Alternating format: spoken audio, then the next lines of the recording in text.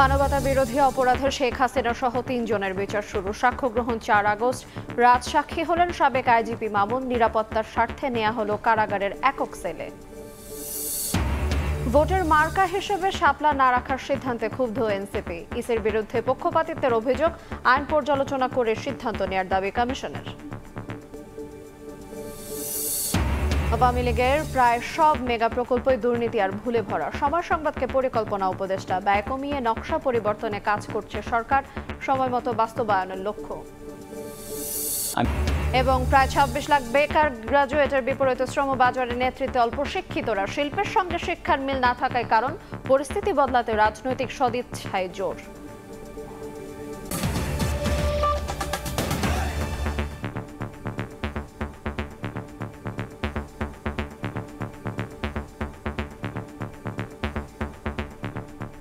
দেখছিলেন শিরোনাম, ভোরের সময় সঙ্গে আছি আইরিন আয়াত। জুলাই আগস্ট হত্যাযজ্ঞের দায় স্বীকার করে শেখ হাসিনার বিরুদ্ধে মানবতা বিরোধী অপরাধের মামলায় রাজসাক্ষী হলেন সাবেক আইজিপি চৌধুরী আব্দুল্লাহ আল মামুন। তিনি ট্রাইব্যুনালে কাঠগড়ায় দাঁড়িয়ে বিচারকের উদ্দেশ্যে বলেন, হত্যাযজ্ঞের সঙ্গে জড়িতদের বিস্তারিত তুলে ধরতে চান তিনি। এরপর সাবেক প্রধানমন্ত্রী শেখ হাসিনা, আসাদুজ্জামান খান কামাল ও চৌধুরী আব্দুল্লাহ আল মামুনের বিচার শুরুর আদেশ দেন আন্তর্জাতিক অপরাধ ট্রাইব্যুনাল 1। সবগুলোকে আরেস্ট করতে বলছি রাখতে, সবাইকে বলা হচ্ছে যে যেখান থেকে টিকাটা পারবো ধরে ফেলবে। নামার নির্দেশনা দেওয়া আছে, ওপেন নির্দেশনা দিয়ে দিচ্ছে।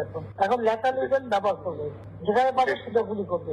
শেখ হাসিনার এই অডিওর সত্যতা নিয়ে বিবিসির রিপোর্টের পর চিফ প্রসিকিউটর বুধবার জানিয়েছিলেন, এটি শুধু ট্রেলার মাত্র, আরও চমক আসছে। যেখানে পারে সেটা গুলি করবে। বৃহস্পতিবার সেই চমক দিলেন সাবেক পুলিশ মহাপরিদর্শক চৌধুরী আব্দুল্লাহ আল মামুন। কাঠগড়ায় দাঁড়িয়ে শেখ হাসিনার মামলায় হত্যাযজ্ঞের দায় স্বীকার করে রাজসাক্ষী হওয়ার কথা জানান তিনি তার দোষ স্বীকার করেছেন এবং তিনি বলেছেন তিনি একজন সাক্ষী হিসাবে এই যে ঘটনাটি মানবতা বিরোধী অপরাধ 2024-এর জুলাই আগস্টে হয়েছিল, সেই অপরাধের সমস্ত কিছু যেহেতু তার জানবার কথা, তিনি সমস্ত তথ্য আদালতকে উদ্ঘাটনের ব্যাপারে সহায়তার মাধ্যমে তিনি অ্যাপ্রুভার হতে চেয়েছেন এবং সেই প্রার্থনাও আদালত মঞ্জুর করেছেন। রাজসাক্ষী হওয়ায় তার নিরাপত্তা চেয়ে আবেদন করেন মামুনের আইনজীবী তাজুল ইসলাম। বলছেন, আসামি থেকে সাক্ষী হওয়ায় তাকে জেলে রাখা হবে নাকি জামিন দেওয়া হবে সেটি নির্ধারণ করবেন ট্রাইব্যুনাল। তার নিরাপত্তার সংকট হতে পারে, এই আশঙ্কায় তার পক্ষ থেকে তার আইনজীবী আবেদন জানিয়েছেন তাকে যাতে যথাযথ নিরাপত্তা দেওয়া হয়, সেই নিরাপত্তার ব্যাপারে আদালত যথাযথ আদেশ দেবেন বলে জানিয়েছেন। এরপর জুলাই আগস্টের মানবতাবিরোধী অপরাধের মামলায় শেখ হাসিনা, আসাদুজ্জামান খান কামাল ও চৌধুরী আব্দুল্লাহ আল মামুনের বিচার শুরুর আদেশ দেন বিশেষ আদালত। সাক্ষ্য গ্রহণের দিন ধার্য করা হয়েছে 4 আগস্ট। 3রা আগস্ট এবং 4ঠা আগস্ট এই 2 দিন ওপেনিং স্টেটমেন্ট এবং সাক্ষীর পরীক্ষার জন্য দিন ধার্য করেছেন, অর্থাৎ ওই দিন সাক্ষ্য শুরু হবে। এদিন শেখ হাসিনা ও কামালের অব্যাহতি চেয়ে রাষ্ট্রনিযুক্ত আইনজীবীর করা আবেদন খারিজ হয়ে যায়। তাদের আইনজীবী বলছেন, মামলার একজন আসামি রাজসাক্ষী হলেই অপর আসামিরা অপরাধী, এটি বলা সমীচীন নয়। দোষ স্বীকার 10 জন আসামির মধ্যে একজন স্বীকার করতে পারে, তার ভিতরে হয়তো কোনো রকমের অপরাধ থাকতে পারে তার ব্যক্তিগতভাবে, অন্য আসামিদের তো দোষ নাও থাকতে পারে। অতএব এর দ্বারা কিভাবে বুঝবো যে যিনি দোষ স্বীকার করেছেন সেই জন্য অন্যরাও সবাই দোষী, এটা বলা যাবে না। জুলাই আগস্টে হত্যাযজ্ঞ চালাতে নির্দেশনা, উস্কানি, প্ররোচনা, সম্পৃক্ততা সহ 5টি অভিযোগ আনা হয় শেখ হাসিনা, আসাদুজ্জামান খান কামাল ও চৌধুরী আব্দুল্লাহ আল মামুনের বিরুদ্ধে। অভ্যুত্থানে 1400 ছাত্র জনতাকে হত্যার দায়ে অভিযুক্ত করা হয় তাদের। আফজার হোসেন, সময় সংবাদ, ঢাকা। শাপলা প্রতীক নিয়ে ইসির সিদ্ধান্তে ক্ষুব্ধ প্রতিক্রিয়া জানিয়েছেন এনসিপি নেতারা। নির্বাচন কমিশনের বিরুদ্ধে পক্ষপাতিত্বের অভিযোগ তুলেছেন হাসনাত আব্দুল্লাহ ও নাসির উদ্দিন পাটোয়ারি। এছাড়া 3রা আগস্টের মধ্যে জুলাই সনদ কার্যকরে ব্যর্থ হলে ছাত্র জনতাকে সঙ্গে নিয়ে মাঠে নামার হুঁশিয়ারি দিয়েছেন এনসিপির আহ্বায়ক নাহিদ ইসলাম।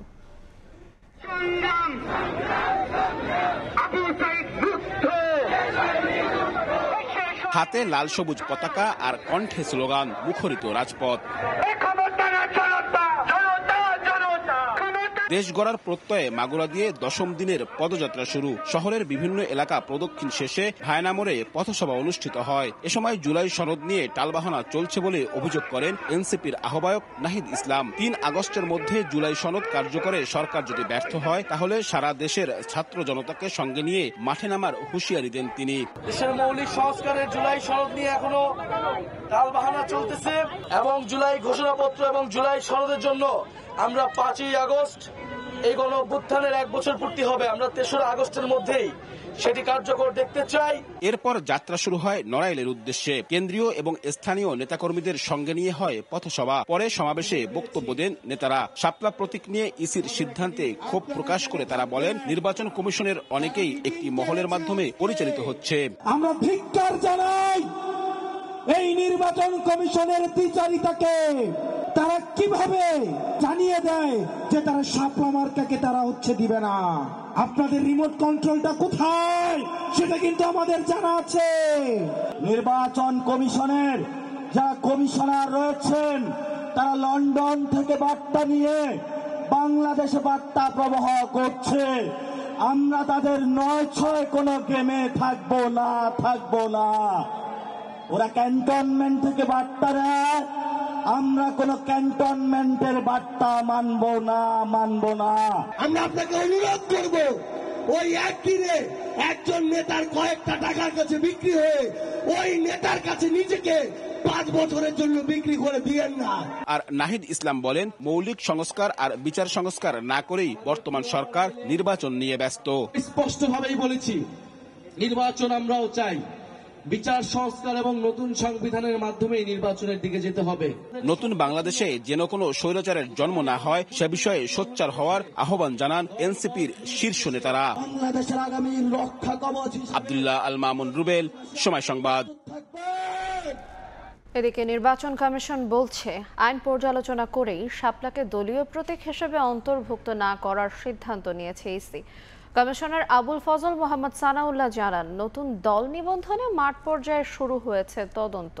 এদিকে প্রবাসী বাংলাদেশিদের প্রক্সি ভোট থেকে সরে এসে আগামী নির্বাচনে পোস্টাল ব্যালটে ভোট দানের সিদ্ধান্ত হয়েছে। কমিশন সভা শেষে সানাউল্লাহ জানান, অনিয়ম হলে পুরো আসনের ভোট বন্ধের ক্ষমতা ফিরে পেতে চায় ইসি।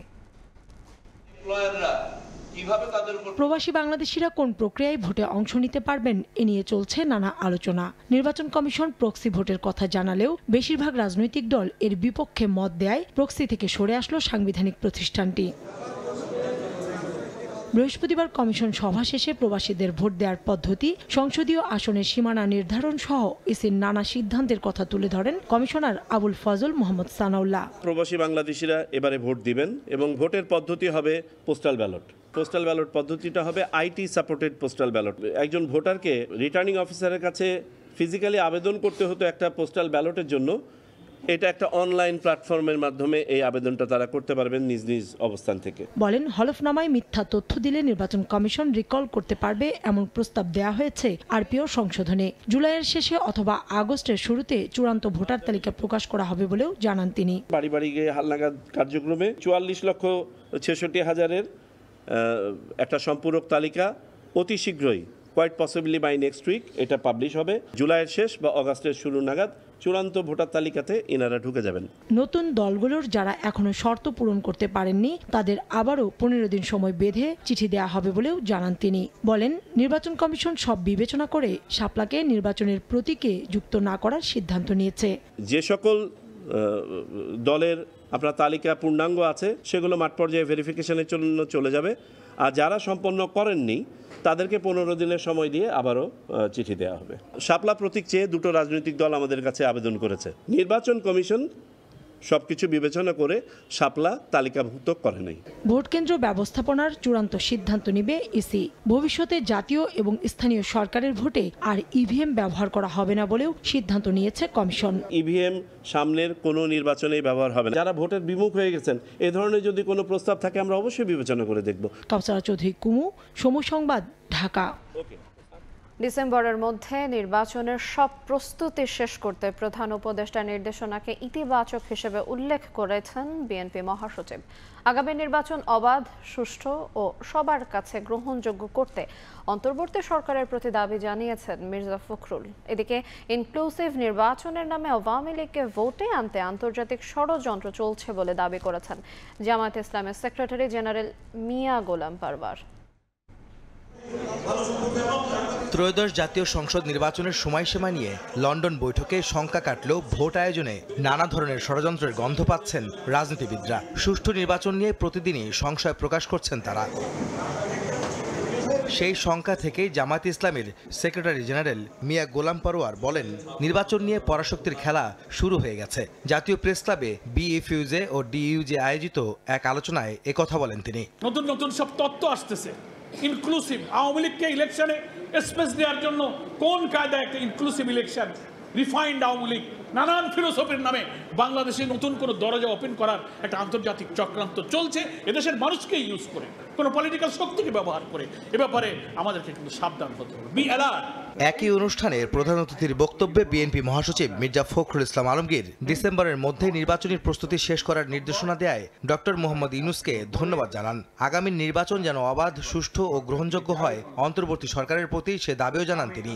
ডক্টর প্রফেসর ইউনূসকে ধন্যবাদ দিতে চাই এই ফোরাম থেকে, যে তিনি নির্দেশ দিয়েছেন ডিসেম্বরের মধ্যে নির্বাচনের সব কাজ গুছিয়ে রাখার জন্য নির্বাচন কমিশনকে।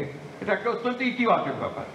আমরা দাবি করছি যে এই নির্বাচনে যেন অবাধ, নিরপেক্ষ এবং সকলের কাছে গ্রহণযোগ্য হয়, সেই ধরনের একটা নির্বাচন যেন নির্বাচন কমিশন উপহার দিতে পারে এবং সেইভাবেই যেন কাজ করে। এদিন বিকেলে মিরপুরের পল্লবীতে ঢাকা মহানগর উত্তর বিএনপির বৃক্ষরোপণ কর্মসূচিতে অংশ নিয়ে দলটির সিনিয়র যুগ্ম মহাসচিব রুহুল কবির রিজভী বলেন, সংস্কার আর পিয়ার পদ্ধতির কথা বলে জাতিকে বিভ্রান্ত করছে একটি মহল। নির্বাচনকে একটা জটিল প্রক্রিয়ার মধ্যে দিয়ে কেন জানি একটা ঘোলা পানিতে মাছ শিকারের কোনো প্রচেষ্টা চলছে কিনা, এটা নিয়ে মানুষের মনে বিরাট প্রশ্ন দেখা দিচ্ছে।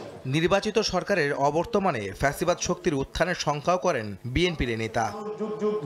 আহমেদ সালেহিন, সময় সংবাদ, ঢাকা। আওয়ামী লীগ সরকারের নেয়া প্রায় সব মেগা প্রকল্পই দুর্নীতি আর ভুলে ভরা বলে মন্তব্য করেছেন পরিকল্পনা উপদেষ্টা ওয়াহিদুদ্দিন মাহমুদ।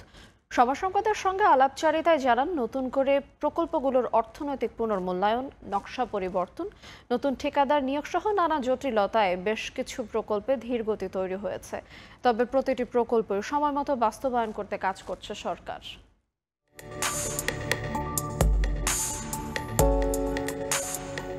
এই মুহূর্তে বাংলাদেশে চলমান উন্নয়ন প্রকল্পের সংখ্যা ১,৩০০, যার সবগুলোই নেওয়া হয়েছে বিগত আওয়ামী লীগ সরকারের আমলে। অধিকাংশ মেগা প্রকল্প শেষ করার আগেই ছাত্র জনতার গণ অভ্যুত্থানে পতন হয় আওয়ামী লীগের। 2024-এর 8 আগস্ট ডক্টর ইউনূসের নেতৃত্বে অন্তর্বর্তী সরকার দায়িত্ব গ্রহণের পর প্রায় এক বছরে খুব বেশি এগোয়নি এসব অসমাপ্ত প্রকল্পের কাজ।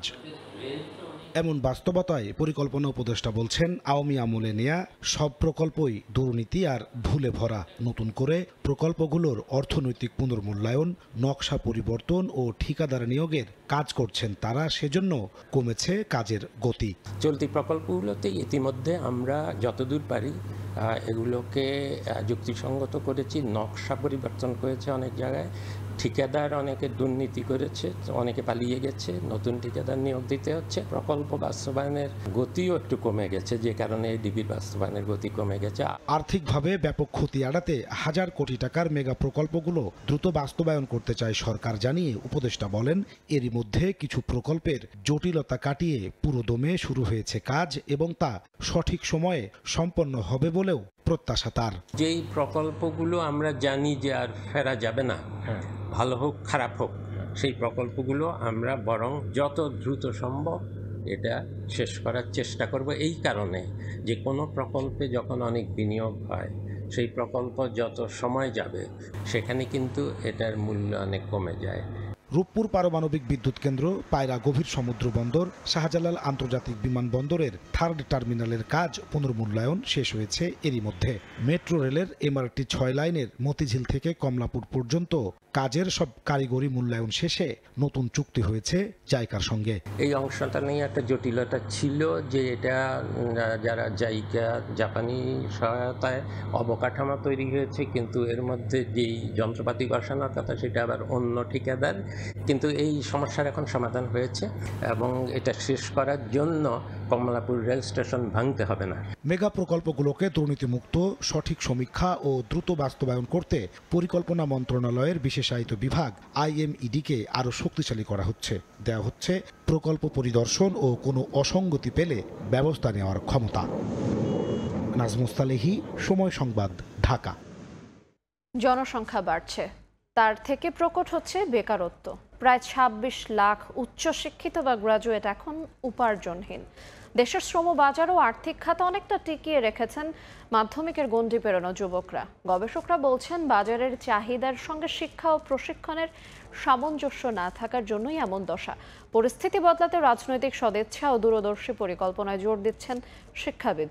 সেলিয়া সুলতানার রিপোর্ট। মানিক মিয়ার ছোট্ট সংসারের ভবিষ্যৎ যেন করাইল বস্তির বাইরে পা বাড়ায় না। ছেলেটিকে শিক্ষিত করতে পারলে তবেই হয়তো সম্ভব ছিল। ভাবনা থাকলেও তো ভাবনার লাগাতে নিমু, এই ইনকামটা তো পারতেছে না। মানিক মিয়ার অভিজ্ঞতায় এই বস্তিতে প্রাইমারি স্কুলের গণ্ডি পেরোনারাও যোগ্যতা অনুযায়ী কাজ পাননি। সক্ষমতা কাজে না লাগানোর এই পরিস্থিতি পুঁথিবিদ্যার সহজ ভাষায় শ্রমশক্তির অপচয়। এই পরিস্থিতি বুঝুন না, একদিন দিন মজুরি কাজ করলাম, করে 2 দিন বয়ে যাবে। বাজারের সাথে তাল রেখে শ্রমশক্তি তৈরি না হওয়ায় বড় শ্রমশক্তির ঘাটতি থেকে গেছে শ্রমবাজারে। আবার উপার্জনহীন উচ্চশিক্ষিতের সংখ্যা 1.5 দশকে বেড়ে হচ্ছে দ্বিগুণ। শিল্পবাজারের উচ্চ পর্যায়ে এখনও বিদেশি নির্ভর। সব বাজি রেখে অভিবাসী হচ্ছেন অদক্ষ শ্রমিক। BIDS-এর গবেষণা বলছে, আর্থিক ও সামাজিক খাতে এখন নেতৃত্ব দিচ্ছে মাধ্যমিক গণ্ডি পেরোনো যুবকরা। আমাদের ইন্ডাস্ট্রির স্ট্রাকচারটা যেমন, সেই স্ট্রাকচারের সাথে সামঞ্জস্যপূর্ণ লেবার ফোর্স আমরা তৈরি করতে পারিনি। সেটা আমার মিসম্যাচ, যেটা আমার একটা বড় মিসম্যাচ। স্কিলের একটা বড় অভাব আছে। আমাদের বেশ কিছু আমাদের স্কিল ডেভেলপমেন্ট প্রোগ্রাম চলছে, যে যার মতো সাইলোর মতো কাজ করছে, প্রচুর ডুপ্লিকেশন আছে। সবাই ওয়েল্ডিং শেখাচ্ছে, সবাই CNC মেশিন কীভাবে চালানো হয় এটা শেখাচ্ছে। কিন্তু আসলেই আমাদের সোসাইটিতে কতটুকু কী ধরনের স্কিল দরকার, সেটা তো একজনের বসে জিনিসটা বুঝতে হবে। 24 জুলাইয়ের ছাত্র আন্দোলনের শুরু ছিল বৈষম্য নিরোধের দাবিতে। সমাজ গঠনের অংশীদারিত্ব হবে সাম্য ও ন্যায্যতা প্রতিষ্ঠা ও সমবন্টনের। শিক্ষাবিদরা মনে করেন, বেকারত্ব দূরে শিক্ষা, স্বাস্থ্য, প্রশিক্ষণ ছাড়াও রাজনৈতিক সদিচ্ছার প্রয়োজন। এখানে তো অভিজ্ঞতা থেকে কেউ শেখে না, যেগুলো ভুল প্রমাণিত হয়েছে আমাদের, ভবিষ্যতে যাতে সেই ভুল রিপিটেড না হয় আমরা সেই দিকে লক্ষ্য রেখে কাজ করব। এবং সেইভাবে কাজ করলেই তো আসলে এই কি হয়, সমস্যার সমাধান হয়। আর যেভাবে কোনোটাই গভীরভাবে দেখে না, হঠাৎ করে একটা কিছু সমর্থন দিয়ে জনগণের সমর্থন পেতে চায়, এগুলোর দ্বারা তো আর দীর্ঘস্থায়ী সমাধান হয় না, তাৎক্ষণিক কিছু সমস্যার সমাধান হতে পারে। জনমিতির লভ্যাংশ বা ডেমোগ্রাফিক ডিভিডেন্ড হলো একটি দেশের নির্ভরশীল মানুষের তুলনায় কর্মক্ষম মানুষের সংখ্যা বেশি হবে, যার উপর নির্ভর করে চীন, মালয়েশিয়া এবং দক্ষিণ কোরিয়ার মতো দেশগুলো জনসম্পদকে কাজে লাগিয়ে আজকের এই অবস্থায় পৌঁছেছে। বাংলাদেশও কিন্তু এই জনমিতিক লভ্যাংশ পেতে পারে 2040 সাল পর্যন্ত। এজন্য অবশ্য বাংলাদেশকে শিক্ষা, স্বাস্থ্য এবং প্রশিক্ষণ খাতে যেমন ব্যয় বাড়াতে হবে, ঠিক একইভাবে কর্মসংস্থান সৃষ্টি এবং দক্ষ জনবলও সৃষ্টি করতে হবে। সেলিয়া সুলতানা, সময় সংবাদ, ঢাকা। প্রায় 2 বছর ধরে দেশে তীব্র সংকট চলছে গর্ভনিরোধ বা জন্ম নিয়ন্ত্রণ সামগ্রীর। বিভিন্ন স্বাস্থ্যকেন্দ্র থেকে ফিরে যাচ্ছেন সেবা প্রত্যাশীরা। এতে অপ্রত্যাশিত গর্ভধারণ বৃদ্ধির আশঙ্কা করে বিশেষজ্ঞরা বলছেন, বাড়বে মাতৃমৃত্যু হারও। সংকটের কথা স্বীকার করে পরিবার পরিকল্পনা অধিদপ্তরের মহাপরিচালক বলছেন, উত্তরণে নেওয়া হচ্ছে পদক্ষেপ। তোহা খান তামিমের রিপোর্ট। ঢাকার খুব কাছের জেলা মুন্সিগঞ্জ। এখানকার সদর উপজেলার দুটি ইউনিয়ন রামপাল ও পঞ্চসার স্বাস্থ্য ও পরিবার কল্যাণ কেন্দ্রে চলছে জন্ম নিয়ন্ত্রণ সামগ্রীর তীব্র সংকট। শুধু তাই নয়, একটি সিরিঞ্জ পেতেও বেগ পেতে হয় স্বাস্থ্যকর্মীদের। রয়েছে প্রয়োজনীয় ওষুধের অভাবও। প্রতিনিয়ত স্বাস্থ্য কেন্দ্রে এসে খালি হাতে ফিরতে হচ্ছে রোগীদের। খাবার পরে 2 মাস পাইছিলাম, পাইয়া আবার বন্ধ।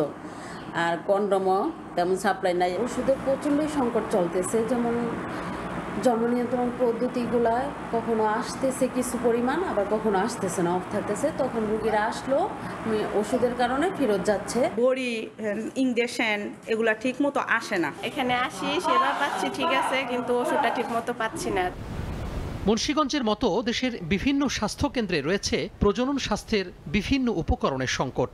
গত প্রায় 2 বছর ধরে চাহিদার তুলনায় সরবরাহ নেমে এসেছে 1/4। বাংলাদেশ পরিসংখ্যান ব্যুরোর হিসাব বলছে, দেশে জন্ম নিয়ন্ত্রণ উপকরণের 37% আসে সরকারি খাত থেকে, বেসরকারি থেকে 57%, বেসরকারি উন্নয়ন সংস্থা থেকে 3% এবং অন্যান্য উৎস থেকে আসে 4% উপকরণ। পরিবার পরিকল্পনা অধিদপ্তরের তথ্য বলছে, সরকারিভাবে প্রতি মাসে সাধারণত 60 থেকে 70 লাখ খাওয়ার বড়ি বিতরণ করা হয়। ইনজেক্টেবল 7 থেকে 10 লাখ, কন্ডোম 70 লাখ থেকে 1 কোটি। এছাড়া অন্যান্য সামগ্রী রয়েছে 70,000-এর মতো। তবে সরবরাহ না থাকায় গত 2 বছরে তা কমে এসেছে আশঙ্কাজনক হারে। নারীর ক্ষমতায়ন আর ন্যায্যতার প্রশ্নে প্রজনন স্বাস্থ্য সবার শীর্ষে বলে জানান বিশেষজ্ঞরা। আমরা যখন বলছি সমতার কথা, ন্যায্যতার কথা, তখন কিন্তু আমার প্রজনন স্বাস্থ্য 1 নাম্বার প্রায়োরিটি, যেটা এখন এসে আমরা দেখতে পাচ্ছি একদম বিপর্যয়ের সামনে আমরা দাঁড়িয়ে আছি। সঠিক সময়ে উপকরণ সরবরাহ নিশ্চিত করতে না পারলে অপ্রত্যাশিত গর্ভধারণ, মাতৃমৃত্যুর আশঙ্কা বিশেষজ্ঞের। অনাকাঙ্ক্ষিত গর্ভধারণ বেড়ে যায়, তাহলে কি হবে? অনেকে আমরা আনসেফ আমরা বলি অ্যাবর্শনের দিকে ঝুঁকে পড়বে, তাহলে মাতৃমৃত্যুতে সেইটা আবার কন্ট্রিবিউট করবে। জুলাই গণঅভ্যুত্থান পরবর্তী অধিদপ্তরে নেতৃত্বের সংকটের কথা জানিয়ে পরিবার পরিকল্পনা অধিদপ্তরের মহাপরিচালক বলছেন, সরবরাহ স্বাভাবিক করতে নেওয়া হচ্ছে নানা পদক্ষেপ। অলরেডি টেন্ডার প্রক্রিয়া সম্পন্ন হয়ে জিনিসও চলে আসছে। যেহেতু জিনিস পণ্যাগারে চলে আসছে, এগুলো সরবরাহ হয়ে যাবে আগস্টের মধ্যে। আশা করছি যে আমাদের সব জায়গায় পণ্য মোটামুটি একটা লেভেলে চলে আসবে। স্বাস্থ্য অধিদপ্তরের MPDSR এর গবেষণা অনুযায়ী প্রজনন স্বাস্থ্য সহ অন্যান্য সংকটে 2024 সালে প্রতি লাখে মারা গেছেন 90 জন মা। তোহা খান তামিম, সময় সংবাদ, ঢাকা। এসএসসির ফলাফলে 9টি সাধারণ বোর্ডের মধ্যে সবচেয়ে কম পাশের হার বরিশালে 56.38%। এই বোর্ডের অধীনে একজন শিক্ষার্থীও পাশ করতে পারেনি এমন বিদ্যালয় 16টি। বোর্ড চেয়ারম্যান বলছেন, তলব করা হবে ফলাফলে খারাপ করা স্কুল প্রধানদের। লিখলেই পাশের নম্বর দেয়া কিংবা A+-এর অসুস্থ প্রতিযোগিতা নয়, মানসম্মত শিক্ষায় মনোযোগী হতে চায় বরিশাল শিক্ষা বোর্ড। বিস্তারিত অপূর্ব অপুর রিপোর্টে। দিন বদলেছে, তাই চিরচেনা পরীক্ষা পরবর্তী ফলাফলের উল্লাস যেন আগের মতো দেখা যায় না স্কুলে স্কুলে। তালিকা টাঙানোর আগেই অনেকেই ইন্টারনেটে জেনে নেন তাদের ফলাফল। হয়তো বা বৃষ্টির কারণে আর এখনো অনেকেই আসেনি, আসা হয়নি, হয়তো বা বাসায় রেজাল্ট দেখছে অনলাইনে। অবদান সকলেরই বেশি ছিল, আমাদের পরিশ্রম ছিল, আমরা পরিশ্রম করেছি, সেই অনুযায়ী আশানুরূপ ফলাফল পেয়েছি। এই রেজাল্টের অনুপ্রেরণা নিয়ে এরা আগামী দিনে দেশ এবং জাতির একজন যোগ্য নাগরিক হিসেবে গড়ে তুলবে, আমি বাবা হিসেবে এই প্রত্যাশা করি। এসএসসির ফলাফলে 9টি সাধারণ শিক্ষা বোর্ডের মধ্যে পাশের হার সবচেয়ে কম বরিশালে। এবছর 56.38% পাশ করেছে। গত বছর যা ছিল 89.13%। কমেছে GPA 5-এর ছড়াছড়িও। গত বছর 6,145 জন থাকলেও এবছর অর্ধেক, 3,114। বরিশাল বোর্ড কর্তৃপক্ষের দাবি, পুরোপুরি নকলমুক্ত পরিবেশে পরীক্ষা নেয় এবং প্রকৃত নম্বরই খাতা মূল্যায়ন হয়েছে। সঠিকভাবে খাতা মূল্যায়ন করবো, একটা ছাত্রের ন্যায্য প্রাপ্য দিব আমরা। অহেতু কোনো অপ্রাসঙ্গিক লিখলে আমরা নাম্বার দিব না। তবে এবার খাতার মূল্যায়নটা যথেষ্ট হয়েছে। আমরা চাই গুণগত মান শিক্ষার একটা ছাত্রের সঠিক মূল্যায়ন। একজন শিক্ষার্থীও পাশ করতে পারেনি এমন স্কুল 16টি। ব্যাখ্যা সন্তোষজনক না হলে তাদের বিরুদ্ধে ব্যবস্থা নেওয়া হবে জানালেন বোর্ড চেয়ারম্যান। বললেন, পরিসংখ্যান নয়, গুণগত মানসম্মত শিক্ষাই এগিয়ে যেতে চায় তারা। ফাইলে তুলতে হবে এবং এদের ডাকার জন্য ডেকে তারপর তাদের প্রয়োজনীয় নির্দেশনা দেব। তাদের ব্যাখ্যা দিতে হবে কেন তাদের থেকে একজনও পাশ করলো। গভর্নমেন্ট আমার কাছে ব্যাখ্যা জানতে চাইবে, আমি ওদের কাছে ব্যাখ্যা জানতে চাইবো। আমি যদি সন্তুষ্ট না হই তাদের ব্যাখ্যায়, তাহলে আমি ঊর্ধ্বতন কর্তৃপক্ষকে প্রয়োজনীয় ব্যবস্থা গ্রহণের জন্য আমি অনুরোধ করব। 1502টি বিদ্যালয়ের 82,931 জন পরীক্ষার্থীর মধ্যে পাশ করেছেন 46,758 জন। বরিশাল বোর্ডে শতভাগ পাশ করেছে এমন স্কুল 17টি। অপূর্ব অপু, সময় সংবাদ, বরিশাল। বগুড়া জেলা স্কুল কেন্দ্রে এসএসসি পরীক্ষায় অংশ নেওয়া শিক্ষার্থীদের ক্যারিয়ার শিক্ষা বিষয়ে কম নম্বর দেওয়ার অভিযোগ উঠেছে। ফল প্রকাশের পরপরই ওই বিষয়ে নম্বর কম দেখে ক্ষুব্ধ হয়ে ওঠেন শিক্ষার্থী এবং অভিভাবকেরা। এক পর্যায়ে জেলা স্কুলে গিয়ে প্রধান শিক্ষকের উপর চড়াও হন তারা। অভিভাবকরা জানান শিক্ষার্থীরা সকল বিষয়ে আশানুরূপ নম্বর পায়, তবে ক্যারিয়ার শিক্ষা বিষয়ে যেই নম্বর যুক্ত হওয়ার কথা ছিল তা হয়নি।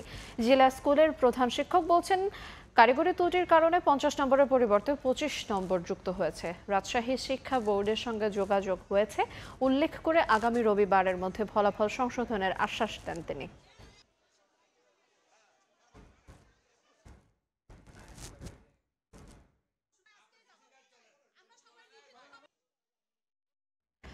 দফায় দফায় আলটিমেটাম দিয়েও বন্ধ করা যাচ্ছে না অবৈধ হাসপাতাল ক্লিনিক।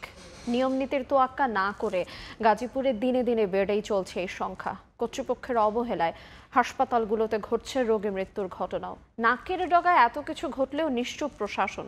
অবশ্য সিভিল সার্জন বলছেন অবৈধ ক্লিনিকের বিরুদ্ধে চালানো হবে অভিযান। জুনায়েদ রুবেলের ক্যামেরায় বিস্তারিত জানাচ্ছেন মেহেদি হাসান।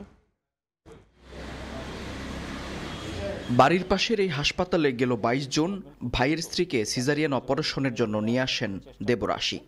কিন্তু জীবনের প্রথমবারের মতো এই অভিজ্ঞতা তার বড়ই তিক্ত। হাসপাতাল কর্তৃপক্ষ সফল ডেলিভারির কথা জানালেও একদিন পরেই মারা যায় শিশুটি। মৃত্যুসজ্জায় মা মিথিলাও।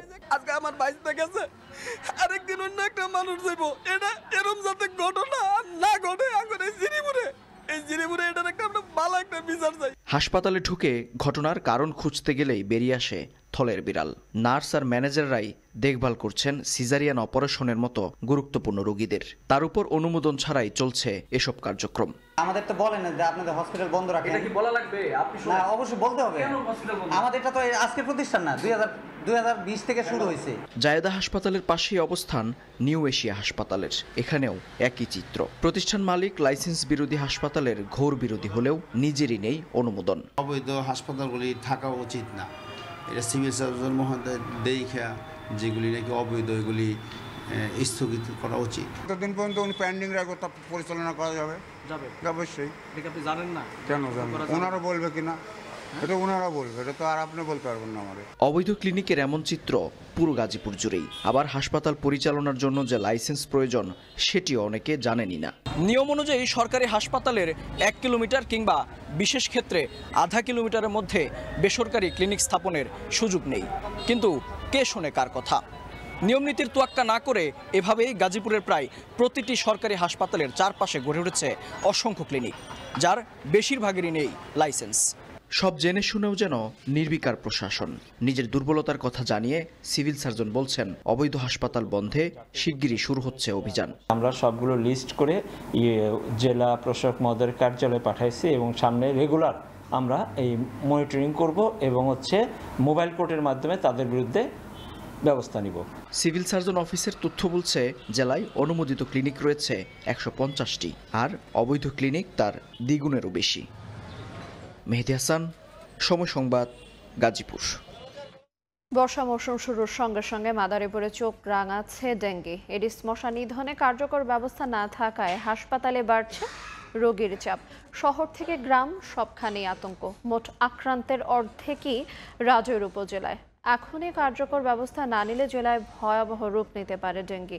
মশা নিধনে পৌরসভা ও ইউনিয়ন পরিষদের কর্মকর্তা কর্মচারীরা এগিয়ে আসার আহ্বান স্বাস্থ্য বিভাগের। সঞ্জয় কর্মকার অভিজিতের রিপোর্ট, ছবি তুলেছেন সাধাত আকুন। চর কাকুইর গ্রামের ৭৩ বছর বয়সী সামাত মাতবর তার ছেলে হারুনকে নিয়ে কৃষিকাজ করে সংসার চালান। শরীরে প্রচণ্ড জ্বর, তার সঙ্গে কাঁপুনি আর মাথা ব্যথা নিয়ে ছুটে আসেন মাদারীপুরের শিবচর উপজেলা স্বাস্থ্য কমপ্লেক্সে। পরীক্ষা করানোর পর দুজনেরই ধরা পড়ে ডেঙ্গু। বাবা ছেলে ভর্তি হাসপাতালে। তাদের মতো প্রতিদিনই 250 শয্যা জেলা হাসপাতাল ও উপজেলা স্বাস্থ্য কমপ্লেক্সগুলোতে ছুটে আসছেন রোগীরা। বাদ যাচ্ছে না শিশু কিশোররাও। শিক্ষার্থীরাও আক্রান্ত হচ্ছে এই রোগে। ডেঙ্গু রোগীর জন্য প্রতিটি সরকারি হাসপাতালে আলাদা ইউনিট খুলেছে স্বাস্থ্য বিভাগ। গ্রামে ডাক্তার দেখাইছি, এত কোনো কাজ হয় না। এরপর দেখাইছি বুরগড়া পাতের পর কোনোটা কাজ হয় না। এরপর আনছি কালিমাদারপুর। ধরাইছে জ্বরের থেকে, পরে হসপিটাল আনছি, পরীক্ষা করছে, পরে ডেঙ্গু ধরা হয়েছে। কালপাস হলো পয়েন্ট বেশি, আজকে পয়েন্ট কমে গেছে। বর্ষা মৌসুমে শহর থেকে গ্রাম সবখানেই বৃদ্ধি পেয়েছে এডিস মশা। বাসা বাড়ির আঙ্গিনায় জমে থাকা পানি আর বদ্ধ ড্রেনেও খুব সহজে হচ্ছে এডিসের বংশবিস্তার। ওষুধ খেলে জ্বর কমে আবার ওঠে, এই কারণে পরীক্ষা করাইতে আনছি। 2 দিন ধরে জ্বর, অন্য অন্য ওষুধ খাওয়াইছি, তাতে কমে না, এই জন্য হাসপাতালে আইছি, পরীক্ষা দিয়েছে। পরিস্থিতি মোকাবেলায় সব ধরনের প্রস্তুতির কথা জানান জেলার সিভিল সার্জন। ডেঙ্গুর টেস্ট হচ্ছে, পর্যাপ্ত কিট আছে এবং ডেঙ্গু রোগী যদি ধরা পড়ে তাকে প্রয়োজনীয় চিকিৎসার আওতায় আনা হচ্ছে, আইসোলেশনে রাখা হচ্ছে এবং যে কোনো জরুরি পরিস্থিতি মোকাবেলায় আমরা প্রস্তুত আছি। চলতি মৌসুমে জেলার সরকারি হাসপাতালগুলোতে এখন পর্যন্ত ডেঙ্গুর 200 রোগী ভর্তি হয়ে চিকিৎসা নিয়েছেন। এছাড়া ভর্তি আছেন আরও 12 জন রোগী। জেলায় ডেঙ্গুতে আক্রান্তের 50%ই রাজুর উপজেলার বাসিন্দা। মাদারীপুর, ফরিদপুর ও গোপালগঞ্জের সীমানাবর্তী উপজেলা হওয়ায় প্রতিনিয়ত বাড়ছে এ রোগে আক্রান্তের সংখ্যা। এজন্য প্রয়োজন সচেতন হওয়া, বলছে স্বাস্থ্য বিভাগ। সঞ্জয় কর্মকার, অভিজিৎ, সময় সংবাদ, মাদারীপুর। মুন্সিগঞ্জ শহরের বেশিরভাগ সড়কই বেহাল। খানাখন্দে ভরা সড়কে ঝুঁকি নিয়ে চলছে যানবাহন। ছোট বড় গর্তে প্রায়ই ঘটছে দুর্ঘটনা। চরম ভোগান্তিতে শহরবাসী। সড়কে আরসিসি ঢালাই দিয়ে স্থায়ীভাবে সমস্যা সমাধানের দাবি তাদের। নাসিরউদ্দিন উজ্জ্বলের রিপোর্ট, ছবি তুলেছেন আবু সাইদ। সড়ক জুড়ে খানাখন্দ, হেলে ধুলে চলছে যানবাহন। এই চিত্র মুন্সিগঞ্জ জেলা শহরের প্রবেশ পথের প্রধান সড়কের 250 শয্যা জেনারেল হাসপাতাল সংলগ্ন সড়কের। শহরের জুবলি রোড, বাজার রোড, কাটাখালী রোড ও কলেজ রোড সহ বেশিরভাগ অলিগলিতে ক্ষত বিক্ষত সড়ক। পানি জমে থাকা ছোট বড় গর্তে প্রায় ঘটছে দুর্ঘটনা। শহরবাসীর অভিযোগ, নিম্নমানের পিচ ঢালাইয়ের কারণে সড়কের বেহাল দশা। সড়কে আরসিসি ঢালাই দিয়ে স্থায়ীভাবে সমস্যার সমাধানের দাবি তাদের। এক সপ্তাহ আগে যে রাস্তাটা ঠিক করে গেল, রাস্তাটা তারপরে যে এরকমের হলো, এটা তো খুবই খারাপজনক। রোডের কাজ মনে করে রাহে একটু সুরকি দেয়, একটু বালু দেয়, করে দেওয়া জায়গা রিপেয়ারিং করবো করে নেই, তার রাস্তাঘাট এরকম কুদ্দা দিয়ে গেছে। এইগুলিতে পরিত্রাণ পাওয়ার জন্য আমার মনে হয় এটা সিসি ঢালাই করা দরকার। সংস্কার করতে না করতেই রাস্তা বিনষ্টের জন্য পৌর কর্তৃপক্ষ দোষ চাপাচ্ছেন প্রকৃতির উপর। ন্যাচারাল এই ডিজাস্টারকে আপনি কি দিয়ে ঠেকাবেন? খোয়াটা থাকবে, পিছতে উঠে যাবে। আর যে অটো চলে, আপনি দেখছেন কি পরিমাণ গাড়ি, ওর চাকায় চাকায় তো পানি আর ওইটাই, মানে ওর চাকারও যে অবস্থা আপনি দেখছেন, রাস্তা কিন্তু পানি ছিটে, আপনি ওর পাশ দিয়ে হাঁটতে পারবেন না। পৌনে 11 বর্গ কিলোমিটার আয়তনের শহরটিতে 72,000 মানুষের বসতি, কিন্তু জেলা শহর হওয়ার কারণে প্রতিদিন লাখো মানুষের চলাচল। পৌরসভাটির 120 কিলোমিটার রাস্তার মধ্যে 60 কিলোমিটার পাকা, আর এই পাকা রাস্তার বিভিন্ন পয়েন্টে এমন বেহাল চিত্র, তাই বিড়ম্বনায় পড়েছে মানুষ। মুন্সিগঞ্জের মানিকপুর থেকে নাসিরউদ্দিন উজ্জ্বল, সময় সংবাদ। সামান্য বৃষ্টিতেই জলাবদ্ধতা সৃষ্টি হচ্ছে নরসিংদী পৌরসভায়। পানি জমে রাস্তাঘাট, বসতবাড়ি ও ব্যবসা প্রতিষ্ঠান সবকিছুই একাকার। ড্রেনেজ ব্যবস্থা ভেঙে পড়ায় এই সমস্যাটি আরও চরম আকার ধারণ করেছে। এই ভোগান্তির জন্য কর্তৃপক্ষের গাফিলতিকে দায়ী করছেন স্থানীয়রা। তবে দ্রুত জলাবদ্ধতা নিরসনে ব্যবস্থা নেওয়ার কথা জানিয়েছেন পৌর প্রশাসক।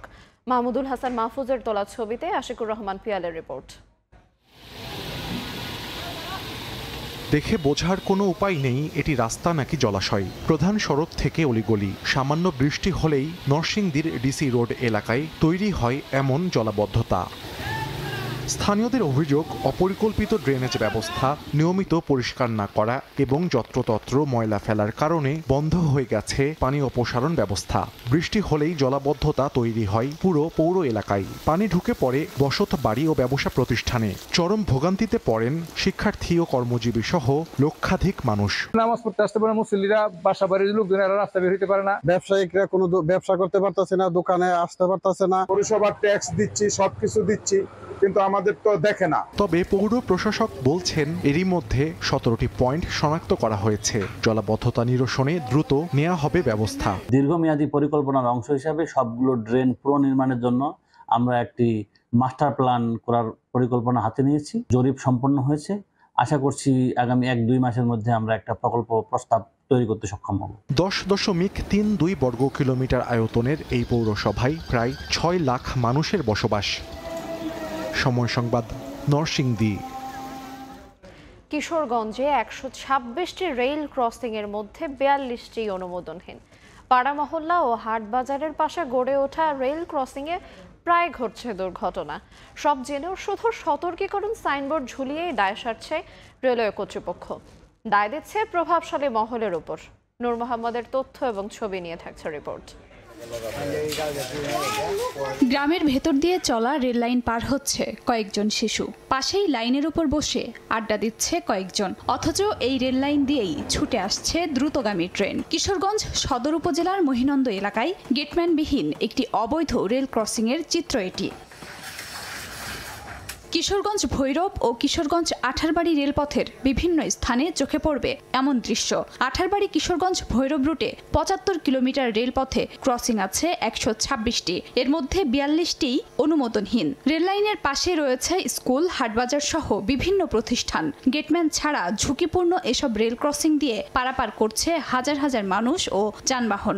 ঝুঁকি নিয়ে চলাচল করতে গিয়ে প্রায়ই ঘটছে দুর্ঘটনা। বছরের পর বছর এভাবে চললেও কোনো ব্যবস্থা নেওয়া হচ্ছে না। কেবল সতর্কীকরণ সাইনবোর্ড ঝুলিয়েই দায় সারছে রেলওয়ে কর্তৃপক্ষ।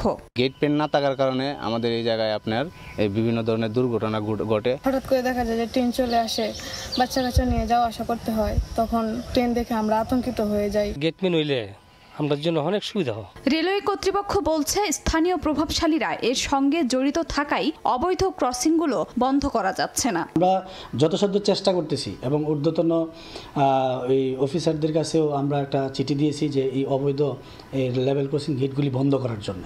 গত 1 বছরে ভৈরব কিশোরগঞ্জ আঠারবাড়ি রুটে ট্রেনে কাটা পড়ে মারা গেছে 92 জন। এর মধ্যে বেশিরভাগ রেল ক্রসিং পারাপারের সময়। সময় সংবাদ, কিশোরগঞ্জ। মুন্সিগঞ্জের মীর কাদিম মাছের আড়তে বর্ষার ভোরে ইলিশ ছাড়াও খাল বিলের তাজা মাছের বেচা বিক্রির ধুম পড়েছে। সেখানে আছেন রিপোর্টার নাসিরউদ্দিন উজ্জ্বল। সরাসরি যাচ্ছি তার কাছে। ধলেশ্বরী তীরের যে মৎস্য আড়ত, সেখানে কিন্তু রূপালী ঝিলিক আমরা লক্ষ্য করছি যে জাতীয় মাছ ইলিশ কিন্তু বড় আকারের উঠেছে, কিন্তু একদিনের ব্যবধানে 400 টাকা বেড়ে কিন্তু 3000 টাকা কেজি দরে বিক্রি হচ্ছে। এবং ছোট আকারের বিভিন্ন ধরনের ইলিশ রয়েছে, যেই ইলিশগুলো বিক্রি হচ্ছে 800 টাকা থেকে শুরু করে ধাপে ধাপে কিন্তু সেটার একেবারে 3000 পর্যন্ত চলে গেছে। এবং অন্যান্য যেসব মাছ রয়েছে আপনারা দেখছেন যে কাতল, রুই, এগুলো কিন্তু চাষের মাছ। আর এসব মাছেরও কিন্তু দামে হেরফের হয়েছে। যেই মাছগুলো তারা বিক্রি করছেন তারা বলছেন যে চাষের পাঙ্গাস সেটি 150 থেকে 200 টাকা, চাষের রুই বিক্রি হচ্ছে 280 থেকে 350-এ, চাষের কাতল 400 থেকে 500 টাকায়, নদীর কাতল বিক্রি হচ্ছে 700 থেকে 800 টাকায়। আর আপনার যে এখন যে ইলিশ দেখছেন সেই ইলিশগুলো কিন্তু পদ্মার বলে চালিয়ে দেওয়ার চেষ্টা করা হয় বিভিন্নভাবে, কিন্তু এগুলো কিন্তু উপকূলীয় ইলিশ এবং এই ইলিশে কিন্তু কয়েক রকমের সাইজ রয়েছে এবং সেগুলো কিন্তু বরফে ঢাকা রয়েছে। এবং এই সব ইলিশ কিন্তু অনেকটা হিমায়িতভাবে এখানে আসে, কিন্তু এর পাশে যে পদ্মা নদী আছে সেখানকার ইলিশ কিন্তু পাওয়া দুষ্কর। এবং এখানে যে আড়তটি রয়েছে, যে 43টি আড়ত, সেই আড়ত ঘিরে কিন্তু দিনের মধ্যে মাত্র 2 থেকে 3 ঘন্টায় কিন্তু কোটি টাকার মাছ বিক্রি হয়। আজকে কিন্তু বৃষ্টি থাকবার কারণে চারিদিকে যে এত বৃষ্টি, তারপর কিন্তু বাজারে বেচা বিক্রি কোনো কমতি নেই, কারণ বিভিন্ন অঞ্চল থেকে যারা পাইকার তারা এসছেন এবং ছুটির দিনের কারণে চাহিদা অনেক বেশি মাছের। এবং এই সব মাছগুলো কিন্তু এখান থেকে ক্রয় করে সেগুলো নিয়ে যাওয়া হবে এই যে আশপাশের বাজার রয়েছে, খুচরা বাজার, সেই বাজারগুলোতে। এবং সেই মাছ বাজারে বেচা বিক্রির জন্য কিন্তু তারা পছন্দের মাছ কিনে নিচ্ছেন। একই সঙ্গে কিন্তু কিছু শৌখিন ক্রেতা আছে যারা সরাসরি পাইকারি হাট থেকে মাছ কিনে নিয়ে যাচ্ছেন এবং খোলা আকাশের নিচের যে এই শতাব্দী প্রাচীন হাটটি রয়েছে, এটি কিন্তু শুধু মুন্সিগঞ্জ নয়, নারায়ণগঞ্জ এবং আশপাশের নবাবগঞ্জ এইসব অঞ্চলে সব বৃহৎ মাছের আড়ত। এবং এই আড়ত ঘিরে যে এখানে একটি বিশেষ যে হাব তৈরি হয়েছে, যেটি কিন্তু নৌপথ এবং সড়ক পথে পদ্মা সেতুর কারণে কিন্তু দক্ষিণাঞ্চলের জেলাগুলো থেকে খুব দ্রুত মাছ চলে আসছে এই হাটে।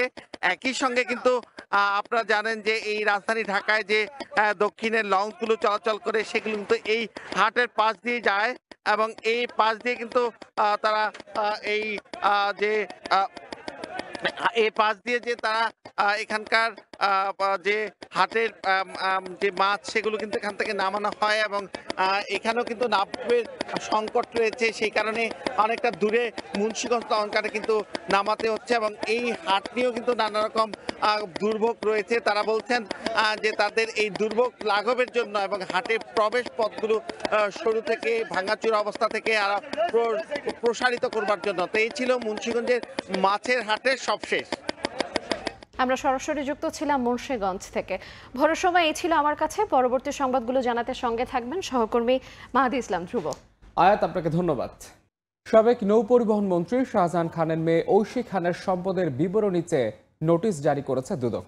আগামী 21 কার্য দিবসের মধ্যে সম্পদের বিবরণী দুদক কার্যালয়ে জমা দিতে চিঠিতে বলা হয়েছে। বৃহস্পতিবার বিকেলে মাদারীপুরের নতুন শহর এলাকায় শাহজাহান খানের বাসভবনের দরজায় নোটিশ টানিয়ে দেওয়া হয়। সে সময় পুলিশ, স্থানীয় সদস্য সহ মোট 5 জনের সাক্ষ্য নেয় দুদক।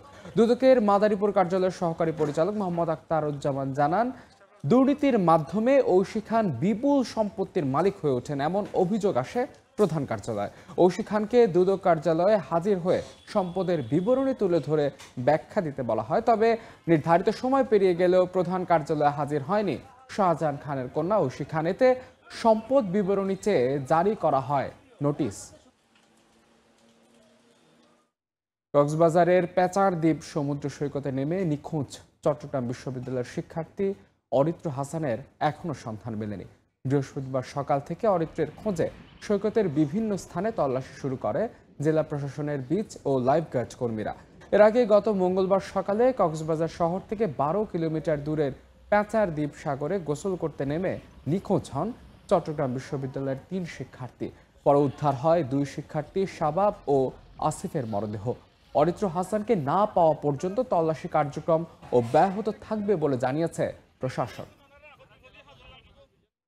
বগুড়ায় ধর্ষণ মামলায় পাবনার চাটমোহর উপজেলার অতিরিক্ত কৃষি কর্মকর্তা মামুনুর রশিদকে কারাগারে পাঠানো হয়েছে। বৃহস্পতিবার বিকেলে নারী ও শিশু নির্যাতন দমন ট্রাইব্যুনাল 2 এর বিচারক জিয়াউদ্দিন মাহমুদ এই আদেশ দেন। মামলার এজাহারে জানা যায় 2024 সালের 13 এপ্রিল ধর্ষণ করেছিলেন মামুনুর রশিদ। এমন অভিযোগে সেই বছরের 8 আগস্ট আদালতে মামলা করেন ভুক্তভোগী নারী আইনজীবী। মামলাটি আমলে নিয়ে পুলিশকে তদন্তের নির্দেশ দেন আদালত। পরে তাকে গ্রেফতার করে পুলিশ। এক পর্যায়ে উচ্চ আদালত থেকে জামিন পান মামুনুর রশিদ। তদন্ত প্রতিবেদন জমা দেওয়ার পর আসামি আবারও জামিনের আবেদন করলে তা নামঞ্জুর করে কারাগারে পাঠানোর নির্দেশ দেন আদালত। গাইবান্ধার গোবিন্দগঞ্জে চিনিকলের জমিতে দ্রুত ইপিজেড বাস্তবায়নের দাবিতে মহাসড়ক অবরোধ করে বিক্ষোভ করেছেন স্থানীয় ছাত্র জনতা। বৃহস্পতিবার মহাসড়কের 2 পাশে 4 কিলোমিটার এলাকা জুড়ে দূরপাল্লার যানবাহন আটকে থাকে। খবর পেয়ে গাইবান্ধার জেলা প্রশাসক চৌধুরী মোয়াজ্জেম আহমেদ ঘটনাস্থলে গিয়ে ইপিজেড বাস্তবায়নের আশ্বাস এবং বিষয়টি সরকারের জানানোর প্রতিশ্রুতি দিলে অবরোধ তুলে নেওয়া হয়। পরে যান চলাচল স্বাভাবিক হয় মহাসড়কে। নারায়ণগঞ্জে 1,500 অবৈধ গ্যাসের সংযোগ বিচ্ছিন্ন করা হয়েছে। বৃহস্পতিবার দুপুরে 2,500-এর দুপতারা ইউনিয়নের 3 গাঁও ও সত্যবান্দি এলাকার জ্বালানি ও খনিজ সম্পদ বিভাগের নির্বাহী ম্যাজিস্ট্রেট সৈকত রায়হানের নেতৃত্বে অভিযান পরিচালনা করা হয়। এই সময় 5 কিলোমিটার বিস্তৃত 1000 বাড়ির 1,500 অবৈধ গ্যাসের সংযোগ বিচ্ছিন্ন করা হয়। জব্দ করা হয় 1200 মিটার অবৈধ পাইপ, বিপুল সংখ্যক গ্রাইজার ও বার্নার।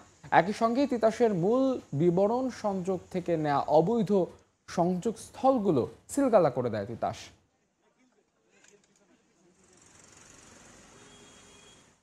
ভারতের ত্রিপুরা রাজ্য সরকার ও গুরুত্বপূর্ণ ব্যক্তিত্বের জন্য উপহার হিসেবে রংপুরের বিখ্যাত হাড়ি ভাঙা আম পাঠিয়েছে বাংলাদেশ সরকার।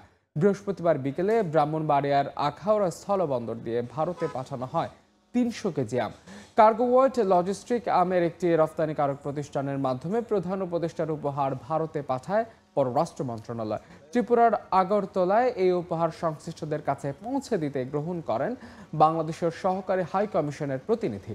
সংশ্লিষ্টরা জানান, প্রতি বছর ত্রিপুরা রাজ্য সরকার ও গুরুত্বপূর্ণ ব্যক্তিদের জন্য উপহার সামগ্রী পাঠায় বাংলাদেশ সরকার। অন্যদিকে বাংলাদেশ সরকারকে উপহার হিসেবে কুইন জাতের আনারস পাঠায় ত্রিপুরা সরকার। ভরা মৌসুমেও আনারসের বাজার মন্দা এবং উৎপাদন খরচ বৃদ্ধির কারণে লোকসান আতঙ্কে টাঙ্গাইলের আনারস চাষিরা। শঙ্কা কাটাতে আনারস রফতানির উদ্যোগ নেয়ার দাবি তাদের। কৃষি বিভাগ বলছে, ইতোমধ্যেই মধুপুরের আনারস বিদেশে রফতানির প্রক্রিয়া চলছে। দ্রুতই আনারস বিদেশে রফতানি হবে।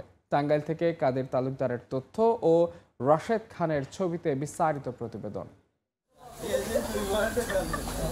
টাঙ্গাইলের মধুপুরের বিস্তীর্ণ এলাকা জুড়ে আনারসের চাষ। রাস্তা দিয়ে যেতেই মিলবে আনারসের মৌমো গন্ধ। প্রায় ৮২ বছর ধরে আনারস চাষ হচ্ছে মধুপুরে। এ কারণে মধুপুরকে আনারসের রাজধানী বলা হয়। এই অঞ্চলে উৎপাদিত আনারসের ঐতিহ্য ও সুনাম রয়েছে দেশব্যাপী। হানি কুইন, জলডুগি, ঘোড়াশাল ও ক্যালেন্ডার জাতের আনারস বেশি চাষ হয় টাঙ্গাইলের মধুপুরে। আনারস দীর্ঘদিন সংরক্ষণ করতে না পারায় বিপাকে পড়তে হয় চাষিদের। এর মধ্যে আবার অন্য বছরের তুলনায় এবার উৎপাদন খরচ বেশি ও দাম কম হওয়ায় বেড়েছে লোকসানের শঙ্কা। এই অবস্থায় আনারস রপ্তানিতে সরকারকে উদ্যোগী হওয়ার দাবি কৃষকদের। আগে যে বাজার আছে বাজার নাই, বাজার মোটামুটি মেলা কম। গতবার এই ফলগুলো বিক্রি করছে আপনার 65 টাকা, 60 টাকা, 70 টাকা পর্যন্ত বাজার ছিল। এবার একদম বাজার খুব খারাপ। এই ফল বিক্রি করলাম 25 টাকা করে। বাজার হিসাবে আনারসের বাজার নাই। কাম করে খরচ তো প্রতি গাছের মধ্যে 20 টাকা করে হয়, 15 টাকা হয়। আর বাজারে এনে বেচা নাকি 10 টাকা, 12 টাকা। ওয়েদার খারাপ দেখে ব্যবসা বাণিজ্য মানে আনারস এখন খাইতেছে কম, বাজার এখন কম। আর কৃষকের যে আবাদ ফসলের যে টাকাটা খরচ হইতেছে, এই টাকা ওঠেন না। স্থানীয় কৃষি বিভাগ বলছে, ন্যায্য মূল্য পেতে উন্নত জাতের আনারস উৎপাদনের পাশাপাশি উদ্যোক্তাদের জ্যাম, জেলি, জুস ও আচার তৈরির পরামর্শ দেওয়া হচ্ছে। কাজ চলছে রপ্তানি পরিকল্পনা বাস্তবায়নে। একসাথে উৎপাদিত পণ্য যাতে তারা প্রসেসিং করে, কোল্ড স্টোরেজ করে অথবা অন্যান্য প্রসেসিং করে, যাতে আনারসের জ্যাম, জেলি বা আরও অনেক কিছু আছে সেগুলোতে তারা যেতে পারে, সেজন্য আমরা কৃষি মন্ত্রণালয়ে কাজ করে যাচ্ছি। চলতি মৌসুমে জেলায় প্রায় ৭,০০০ হেক্টর জমিতে আনারস চাষ হয়েছে। এতে প্রায় ৩.৫ লাখ মেট্রিক টন আনারস উৎপাদন হবে বলে লক্ষ্যমাত্রা নির্ধারণ করেছে কৃষি বিভাগ। সময় সংবাদ, টাঙ্গাইল। দেশের বাইরের খবর। ট্রাম্পের জন্মসূত্রে নাগরিকত্ব বাতিলের আদেশ আবারও আদালতে আটকে গেল। নিউ হ্যাম্পশায়ারের আদালত ক্লাস অ্যাকশন বা প্রতিনিধিত্বমূলক মামলার আওতায় আদেশটি কার্যকর হওয়া থেকে সাময়িক স্থগিত রাখার নির্দেশ দিয়েছেন। অভিবাসী অভিভাবক ও যুক্তরাষ্ট্রে জন্ম নেওয়া শিশুদের পক্ষে এই মামলায় লড়ছেন আমেরিকান সিভিল লিবার্টিজ ইউনিয়ন। আদালতের এমন সিদ্ধান্ত ভবিষ্যতে অন্যান্য নীতির ক্ষেত্রেও দৃষ্টান্ত হতে পারে বলে মত বিশ্লেষকদের। জন্মসূত্রের নাগরিকত্ব প্রত্যাহার সংক্রান্ত ট্রাম্পের নির্বাহী আদেশকে কেন্দ্র করে নতুন করে আইনি লড়াই শুরু হয়েছে যুক্তরাষ্ট্রে। নিউ হ্যাম্পশায়ারের একটি আদালত আদেশটি কার্যকর হওয়া থেকে সাময়িক স্থগিত রাখার নির্দেশ দিয়েছেন। একই সঙ্গে ক্লাস অ্যাকশন বা প্রতিনিধিত্বমূলক মামলা হিসেবে গ্রহণ করেছেন বিচারক। মামলাটি করেছে অভিবাসী অধিকার সংগঠন American civil liberties union ACLU, যারা অভিবাসী অভিভাবক ও যুক্তরাষ্ট্রে জন্ম নেওয়া শিশুদের পক্ষে লড়ছে। সুপ্রিম কোর্টের সর্বশেষ রায়ের পরও ক্লাস অ্যাকশন মামলার ব্যতিক্রমী বিধান ব্যবহার করে এই বাধাও অতিক্রম করা হয়েছে। আদালতের সিদ্ধান্ত অনুযায়ী ট্রাম্পের আদেশটি অসাংবিধানিক ও ক্ষতিকর। এই যুক্তির ভিত্তিতে মামলাটি শিশুদের পক্ষ থেকে চালিয়ে যাওয়ার অনুমতি মিলেছে। বিশ্লেষকদের মতে আদালতের এমন সিদ্ধান্ত ভবিষ্যতে অন্যান্য নীতির ক্ষেত্রেও দৃষ্টান্ত হতে পারে। যুক্তরাষ্ট্রের সংবিধান অনুযায়ী দেশটির ভূমিতে জন্ম নিলেই নাগরিকত্ব পাওয়ার অধিকার রয়েছে। তবে ট্রাম্প প্রশাসন সেটি খর্ব করতে চেয়েছে অবৈধ অভিবাসী ও বিদেশি পর্যটকদের সন্তানদের ক্ষেত্রে। 2018 সাল থেকে জন্মসূত্রে নাগরিকত্ব সীমিত করার পক্ষে সোচ্চার ছিলেন ট্রাম্প। এই আদেশ কার্যকর হলে বিপাকে পড়বে অসংখ্য শিশু এবং পরিবার। এই নির্দেশের কারণে 27 জুলাই থেকে আদেশ কার্যকর হওয়ার যে সময়সীমা নির্ধারিত ছিল তা আপাতত স্থগিত হয়েছে। যদিও ট্রাম্প প্রশাসন রায়ের বৈধতা নিয়ে প্রশ্ন তুলেছে, আদালত সরকারকে আপিলের জন্য 7 দিন সময় দিয়েছে। এর আগে দেশের একাধিক আদালতও এই আদেশের বিরুদ্ধে স্থগিতাদেশ দিয়েছিল, তবে এবার তা আরও বিস্তৃত ও আইনি কাঠামোয় রক্ষিত। ইয়াসিন মোহাম্মদ জিসান, সময় সংবাদ। আফ্রিকান নেতাদের সঙ্গে বৈঠকে লাইবেরিয়ার প্রেসিডেন্ট জোসেফ বোয়াকায়ের ইংরেজি শুনে বিস্মিত হলেন ডোনাল্ড ট্রাম্প। জানতে চাইলেন কোথায় শিখেছেন এত ভালো ইংরেজি, অথচ ইংরেজি লাইবেরিয়ার রাষ্ট্রভাষা। ট্রাম্পের বিস্ময় ঘিরে সামাজিক মাধ্যমে তৈরি হয়েছে ব্যাপক প্রতিক্রিয়া। হোয়াইট হাউসে আফ্রিকা মহাদেশের 5 দেশের নেতার সঙ্গে বৈঠক করেন মার্কিন প্রেসিডেন্ট ডোনাল্ড ট্রাম্প। এ সময় সাবলীল ইংরেজিতে বক্তব্য দেন লাইবেরিয়ার প্রেসিডেন্ট। তার বক্তব্যে উঠে আসে যুক্তরাষ্ট্রের সঙ্গে বন্ধুত্বপূর্ণ সম্পর্ক এবং অর্থনৈতিক সহযোগিতার আহ্বান। তবে লাইবেরিয়ার প্রেসিডেন্ট দারুণ ইংরেজি শুনে বিস্ময় প্রকাশ করেন ট্রাম্প। জানতে চান কোথা থেকে এত সুন্দর ইংরেজি শিখেছেন লাইবেরিয়ার প্রেসিডেন্ট। যদিও লাইবেরিয়ার সরকারি ভাষা ইংরেজি, 19 শতকে মুক্ত কৃষ্ণাঙ্গ আমেরিকানদের জন্য গঠিত দেশটির সরকারি কাজ চলে ইংরেজিতেই। ট্রাম্পের বিস্ময় প্রকাশ নিয়ে সামাজিক যোগাযোগ মাধ্যমে তৈরি হয়েছে ব্যাপক প্রতিক্রিয়া। ক্ষোভ ও হতাশা প্রকাশ করেন লাইবেরিয়ার নাগরিকরা। ট্রাম্পের আচরণকে উপনিবেশবাদী মানসিকতার প্রতিফলন বলে মন্তব্য করেন অনেকে। তারা বলছেন এটি নিছক অপমান নয়, বরং আফ্রিকানদের প্রতি এক ধরনের উপেক্ষামূলক মনোভাবের বহিঃপ্রকাশ। আবার অনেকে বলেন এমন মন্তব্য পশ্চিমাদের আফ্রিকা সম্পর্কে সীমিত জ্ঞানের দৃষ্টান্ত। ইয়াসিন মোহাম্মদ জিসান, সময় সংবাদ। ইসরায়েলি হামলায় আবারও রক্তাক্ত হলো গাজা। গেল একদিনে সাংবাদিক সহ নিহত হয়েছেন 82 ফিলিস্তিনি। এর মধ্যে 130 দিন পর প্রথমবারের মতো গাজায় প্রবেশ করেছে জাতিসংঘ সরবরাহকৃত 75,000 লিটার জ্বালানি। এদিকে যুদ্ধ স্থায়ীভাবে বন্ধ করতে হামাসকে অস্ত্র পরিত্যাগ করার পাশাপাশি শাসন ক্ষমতা ছাড়তে বলেছেন ইসরায়েলি প্রধানমন্ত্রী বেনিয়ামিন নেতানিয়াহু। অন্যদিকে যুদ্ধ থামাতে দ্বিরাষ্ট্রীয় সমাধানের আহ্বান জানিয়েছেন ফ্রান্সের প্রেসিডেন্ট ইমানুয়েল ম্যাক্রো। গাজা উপত্যকায় ইসরায়েলি বাহিনীর বর্বরতা অব্যাহত রয়েছে। নিহতদের মধ্যে মানবিক সহায়তার জন্য লাইনে দাঁড়ানো বেশ কয়েকজন ফিলিস্তিনি সহ রয়েছেন এক ফিলিস্তিনি সাংবাদিকও। যুদ্ধ শুরুর পর থেকে এ পর্যন্ত গাজায় প্রাণ হারিয়েছেন 229 জন সংবাদকর্মী। পশ্চিম তীরে সুপারমার্কেটে ছুরিকাঘাতে এক ইসরায়েলি নিহত হয়েছেন। পরে ঘটনাস্থলে গুলি করে হত্যা করা হয়েছে 2 ফিলিস্তিনিকে। 130 দিন পর প্রথমবারের মতো গাজায় প্রবেশ করেছে জাতিসংঘ সরবরাহকৃত 75,000 লিটার জ্বালানি। তবে জাতিসংঘ বলছে এই পরিমাণ জ্বালানিতে গাজার একদিনের প্রয়োজনও মিটবে না। উপত্যকার হাসপাতালগুলোতে জ্বালানি ঘাটতির কারণে সংকটময় পরিস্থিতি তৈরি হয়েছে। চিকিৎসকরা জানান শতাধিক নবজাতক ও 350 ডায়ালাইসিস রোগীর জীবন ঝুঁকিতে রয়েছে। এদিকে ইসরায়েলি প্রধানমন্ত্রী নেতানিয়াহু জানিয়েছেন হামাস যদি অস্ত্র পরিত্যাগ করে ও শাসন ক্ষমতা ছাড়ে তাহলে যুদ্ধ স্থায়ীভাবে বন্ধ হতে পারে। এই প্রক্রিয়ায় 60 দিনের যুদ্ধবিরতির প্রস্তাব যুক্তরাষ্ট্র সমর্থন করেছে বলে জানান তিনি। আলোচনার কথা বললেও বিকল্প হিসাবে বল প্রয়োগেরও হুমকি দিয়েছেন নেতানিয়াহু। মার্কিন পররাষ্ট্রমন্ত্রী মার্কো রুবিওর আশা গাজায় যুদ্ধবিরতি নিয়ে শিগগিরই আসবে ইতিবাচক ফল। অন্যদিকে ইয়েমেনের হাউথি গোষ্ঠীর নেতা আব্দুল মালিক আল হাউথি ঘোষণা দিয়েছেন ইসরায়েল সংশ্লিষ্ট কোনো পণ্যবাহী জাহাজকে লোহিত সাগর দিয়ে যাতায়াত করতে দেওয়া হবে না। সম্প্রতি হাউথি হামলায় ডুবে গেছে 2টি জাহাজ, প্রাণ হারিয়েছেন অন্তত 4 নাবিক। এ কারণে লোহিত সাগর দিয়ে পণ্য পরিবহনের বিমা খরচ দ্বিগুণ হয়ে গেছে। চলমান উত্তেজনার মধ্যে ফিলিস্তিনে মানবাধিকার লঙ্ঘনের বিষয়ে সরব হওয়ায় যুক্তরাষ্ট্রের নিষেধাজ্ঞার মুখে পড়েছেন জাতিসংঘের বিশেষ প্রতিনিধি ফ্রান্সেস্কা আলবানিজ। 60টিরও বেশি প্রতিষ্ঠানকে ইসরায়েলি দখলদারিত্ব ও গাজায় সামরিক হামলায় সহযোগিতার অভিযোগে দায়ী করেছিলেন তিনি, যার মধ্যে মার্কিন কোম্পানিও রয়েছে।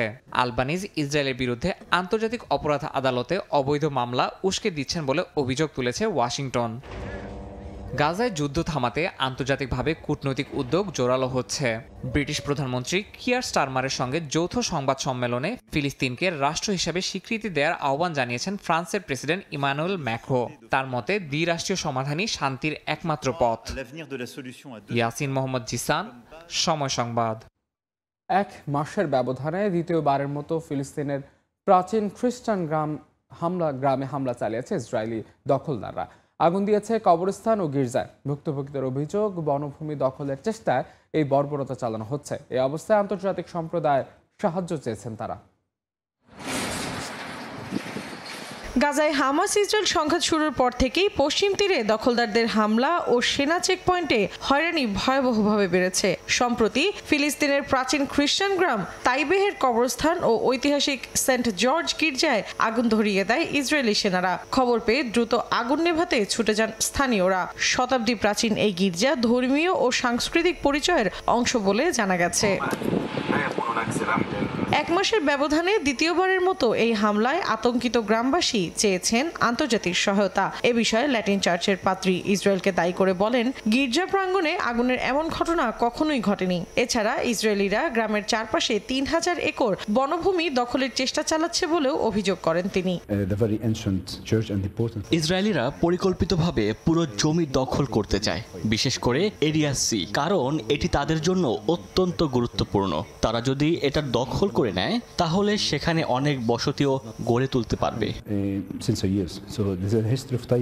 এই পরিস্থিতিতে প্রতিনিয়ত দখলদারদের হুমকির মুখে বাস করতে হচ্ছে বলে অভিযোগ তাইবেহের মেয়রের। মৌসুমীর সাথী, সময় সংবাদ।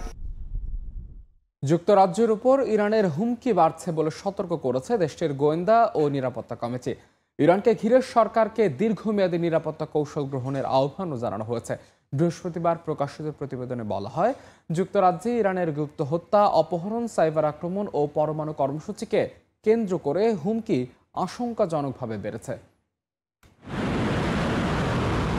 ইরান ইসরায়েলের সংঘাতের মধ্যে যুক্তরাষ্ট্রের বিমান হামলার পর মার্কিন প্রেসিডেন্ট ডোনাল্ড ট্রাম্পের মধ্যস্থতায় যুদ্ধবিরতি হয় তেহরান তেল আবিবের মধ্যে। এরপরেও পশ্চিমাদের সঙ্গে কূটনৈতিক যুদ্ধ চলমান রয়েছে ইরানের। এবার যুক্তরাজ্যের ওপর ইরানের হুমকি বাড়ছে বলে সতর্ক করেছে দেশটির পার্লামেন্টের গোয়েন্দা ও নিরাপত্তা কমিটি। ইরানকে ঘিরে সরকারকে আরও দীর্ঘমেয়াদী নিরাপত্তা কৌশল গ্রহণের আহ্বানও জানানো হয়েছে। বৃহস্পতিবার প্রকাশিত প্রতিবেদনে বলা হয়, যুক্তরাজ্যে ইরানের গুপ্ত হত্যা, অপহরণ, সাইবার আক্রমণ ও পরমাণু কর্মসূচিকে কেন্দ্র করে হুমকি আশঙ্কাজনকভাবে বেড়েছে। কমিটির চেয়ারম্যান জানান, ইরানি গোয়েন্দা সংস্থাগুলো অনেক সক্ষম এবং আক্রমণাত্মক কর্মকাণ্ডে ঝুঁকি নিতে প্রস্তুত।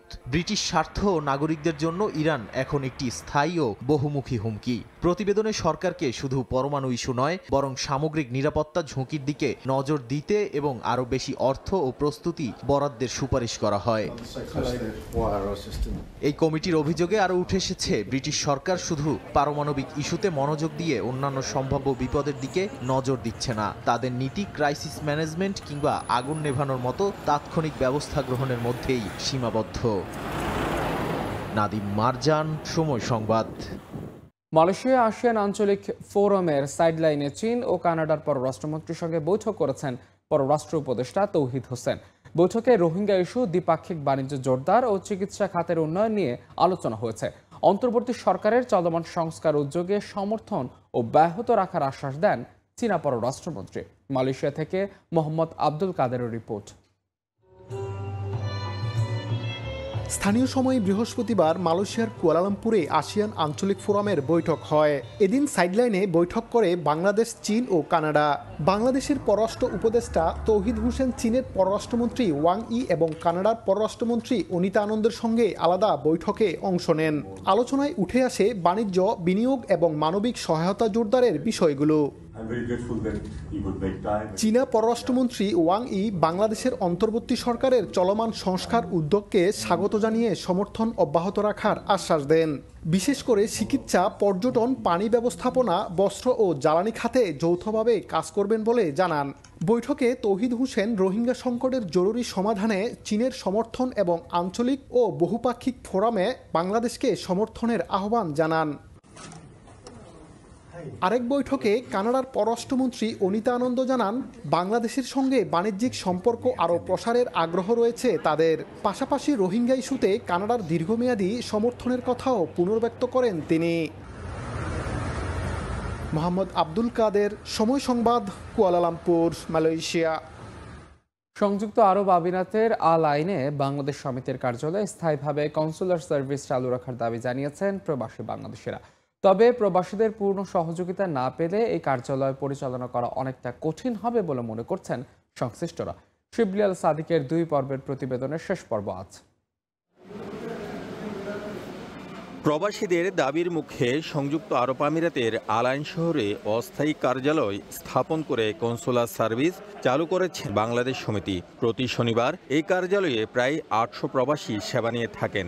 এ লক্ষ্যে বাংলাদেশ সমিতিকে আর্থিক সহায়তাও দিয়ে থাকে দূতাবাস। তবে বার্ষিক ভাড়াসহ কার্যালয় পরিচালনায় ব্যয় অনেক বেশি হওয়ায় প্রবাসীদের সহায়তা ছাড়া এই কার্যালয়টি স্থায়ীকরণ সম্ভব নয় বলে জানান সংশ্লিষ্টরা। প্রতি বছর একটা বড় অঙ্কের একটা টাকা আমাদেরকে পেমেন্ট করতে হয়। এখানে আবার ইন্টারনেট সার্ভিস বলেন বা লোকজনের জনবলের বেতন বলেন, এখানে একটা তো খরচ আছে। তো আমি বাংলাদেশ কমিউনিটির সকল ভাইদের প্রতি আমি এটাই অনুরোধ করব, আপনারা যে বিভিন্ন হোটেলে গিয়ে যে প্রোগ্রামগুলো করে থাকেন, এখানে আলহামদুলিল্লাহ আমাদের এখানে অনেক বড় একটা হলরুম আছে, যেখানে প্রায় 300 জনের মতো লোক আমরা সংকুলন করতে পারবো। শুধু 300 জন লোক সংকুলন না, এখানে যদি আপনারা চাইলে এখানে আমরা হসপিটালিটি সার্ভিস চালু করতে পারবো। বাংলাদেশ সমিতির আলাইন অঞ্চলে সদস্যরা জানান, কনসুলার সার্ভিসের জন্য নেয়া ফি থেকে কিছু আয় হলেও তা সমিতির কার্যালয় পরিচালনার জন্য যথেষ্ট নয়। সাধারণ প্রবাসীদের কল্যাণে বিত্তশালী বাংলাদেশিরা এগিয়ে এলে স্থায়ীভাবে কার্যালয়টি পরিচালনা করা সম্ভব বলে মনে করেন তারা। আমাদের কমিউনিটি যদি এগিয়ে আসে তাহলে এই অফিসটাকে সচল রাখা যাবে, আর এই অফিসটা যদি সচল থাকে তাহলে আমরা দূতাবাসের সার্ভিসটা কিন্তু ভালোভাবে পাবো। এটা হওয়াতে আমাদের আলাইনের যে বাংলাদেশ কমিউনিটি ওরা খুব উপকৃত হচ্ছে। আমরা আলাইনে এই আলাইন বাংলাদেশ সমিতিকে আমরা একটা ডিজিটালাইজ ফর্মে নিয়ে আসবো, যেখানে আমাদের প্রবাসীরা যারা এই সেন্টার থেকে সেবা নিবে। বাংলাদেশ সমিতির কর্মকর্তারা জানান, এই কার্যালয়ে বিশাল হলরুম রয়েছে। নানা অনুষ্ঠান আয়োজনে প্রবাসীরা এটি ভাড়া নিলে তা থেকেও সমিতির আয়ের সুযোগ রয়েছে। সংযুক্ত আরব আমিরাতের গ্রিন সিটি আলাইনে বাংলাদেশ সমিতির এই কার্যালয়ে সপ্তাহের প্রতি শনিবারে নির্দিষ্ট সময়ে অন্তত 1000 খানিক লোক কনসুলার সার্ভিস নিয়ে থাকেন। কিন্তু এই সার্ভিস নিশ্চিত করার জন্য প্রয়োজন এই কার্যালয়ের স্থায়ী বন্দোবস্ত, আর এর জন্য প্রয়োজন সংশ্লিষ্টদের এগিয়ে আসা। শিবলি আল সাদিক, সময় সংবাদ, সংযুক্ত আরব আমিরাত। কুয়েতগামী বাংলাদেশি শ্রমিকদের জন্য প্রথমবার ন্যূনতম বেতন কাঠামো নির্ধারণ করল দেশটির বাংলাদেশ দূতাবাস। 1 আগস্ট থেকে নতুন বেতন কাঠামো কার্যকর হবে। নতুন ভিসা পেতে হলে নিয়োগদাতাকে এই নিয়ম বাধ্যতামূলকভাবে মানতে হবে। কুয়েত থেকে মঈন সুমনের রিপোর্ট। প্রতি বছর হাজারো বাংলাদেশি কুয়েত যান শ্রমিক ভিসায়, তবে দীর্ঘদিন ধরে দেশটিতে এসব শ্রমিকদের জন্য ছিল না কোনো বেতন কাঠামো। এবার দেশটিতে অবস্থানরত বাংলাদেশ দূতাবাস কুয়েত যেতে ইচ্ছুক প্রবাসী বাংলাদেশিদের জন্য ন্যূনতম বেতন কাঠামো নির্ধারণ করল।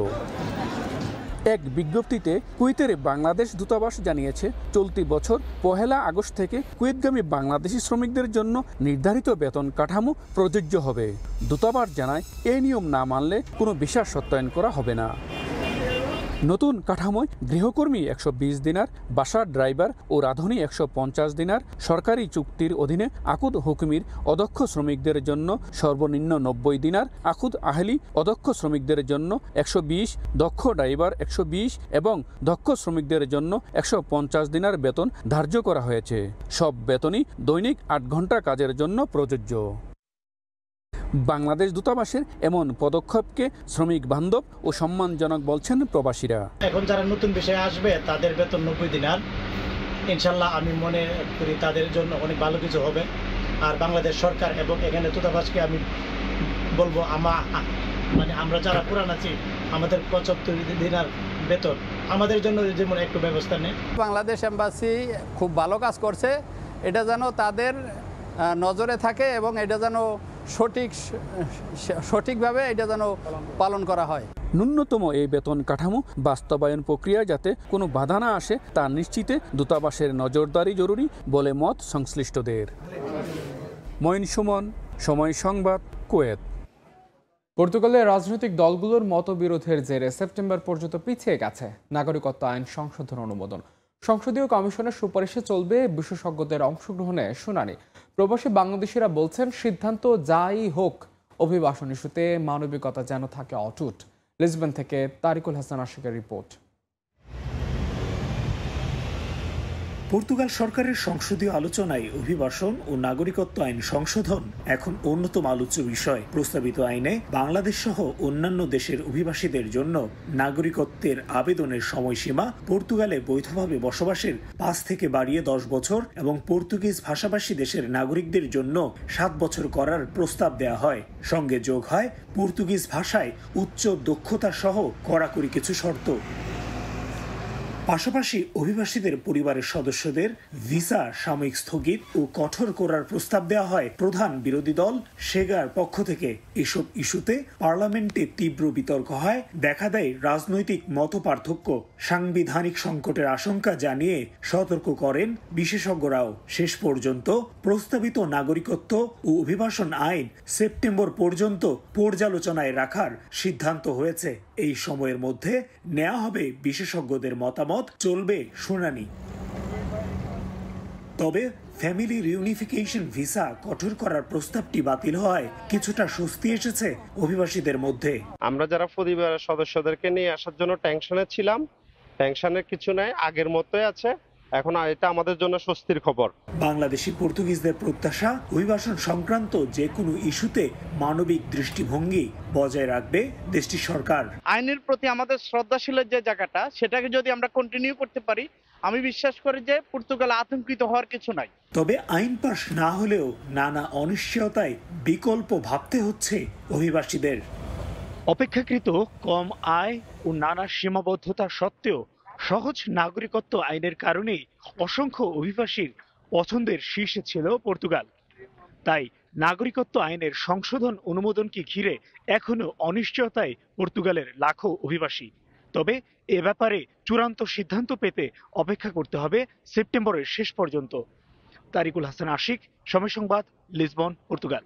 জাতীয় দলের পারফরমেন্সের কারণে টিভি সত্ত্ব কিনতে আগ্রহ কম, এমন দাবি মানতে নারাজ ক্রিকেট বোর্ড। বরং বিক্রির প্রক্রিয়া দেরিতে শুরু হয় এসব সংকটের সৃষ্টি বলে মত বিসিবি পরিচালক মাহবুবা আনামের। বিপিএল এর পরের আসরের নতুন ভেন্যুর দৌড়ে 4 নাম। এই টুর্নামেন্টকে আকর্ষণীয় করতে ক্রিকেটার, সাংবাদিক সহ সংশ্লিষ্ট সকলের কাছে পরামর্শ চাইবে গভর্নিং কাউন্সিল। সবশেষ জিম্বাবুয়ে সিরিজের টিভি সত্ত্ব বিক্রি করতে পারেনি বিসিবি। অনিশ্চিত পাকিস্তান সিরিজও পরিস্থিতি এমন, লম্বা সময়ের চুক্তি তো দূরে থাক, আলাদা সিরিজের জন্যেও সম্প্রচারকারী প্রতিষ্ঠান খুঁজে পাচ্ছে না বিসিবি। যদিও আগ্রহে এমন ভাটার কারণ পারফরমেন্স নয় বলে দাবি ক্রিকেট বোর্ডের, বরং পর্যাপ্ত সময়ের অভাবেই নাকি তৈরি হয়েছে এমন সংকট। আমার কাছে মনে হয় যে আমাদের প্রক্রিয়াটায় আমরা দেরি করেছি, এটা more to do with BCB. আমার মনে হয় আমরা যদি ভুল করি এটা আমাদের স্বীকার করা দরকার। বাংলাদেশ ক্রিকেটকে আপনাদের পত্রপত্রিকায় বা আপনাদের মিডিয়াতে আপনারা তুলে ধরেন, আপনারা একনিষ্ঠভাবে এটাকে ভালোবাসেন, তাই এটার সাথে সম্পৃক্ত। সেরকম বাংলাদেশের সাপোর্টাররা কিন্তু হারিয়ে জিতি তারপরেও কিন্তু আমাদের সাথে থাকে। আমার মনে হয় সেই ভিউয়ারশিপটা ক্রিয়েট হয়ে গেছে। এদিকে বৃহস্পতিবারের বোর্ড সভায় আলোচনা হয়েছে বিপিএল নিয়ে। নতুন ভেন্যুর দৌড়ে 4 নাম, যদিও জাতীয় নির্বাচনের কারণে বদলে যেতে পারে টুর্নামেন্টের দিনক্ষণ। আপাতত নিজেদের কাজটা ঠিকঠাক এগিয়ে রাখার লক্ষ্য গভর্নিং কাউন্সিলের। আজকে নির্বাচন হলে কি বাংলাদেশ টিম কোনো একটা ইন্টারন্যাশনাল ইভেন্ট থাকলে বা বাইলেটার হবে না? হবে। একটা বগুড়া, একটা খুলনা, এই দুটো আমরা অলরেডি অডিট করার জন্য পাঠিয়েছে আমাদের গ্রাউন্ডস এবং ফ্যাসিলিটিস থেকে, যে এটার কি অবস্থান আছে এবং কি করলে এগুলোকে আন্তর্জাতিক খেলা করার ন্যূনতম রিকোয়ারমেন্ট মিট করতে পারে। এর বাইরে আপনি জানেন যে বরিশালে আমরা উইকেট প্রস্তুত, আমাদের আউটফিল্ডের কিছু কাজ চলছে।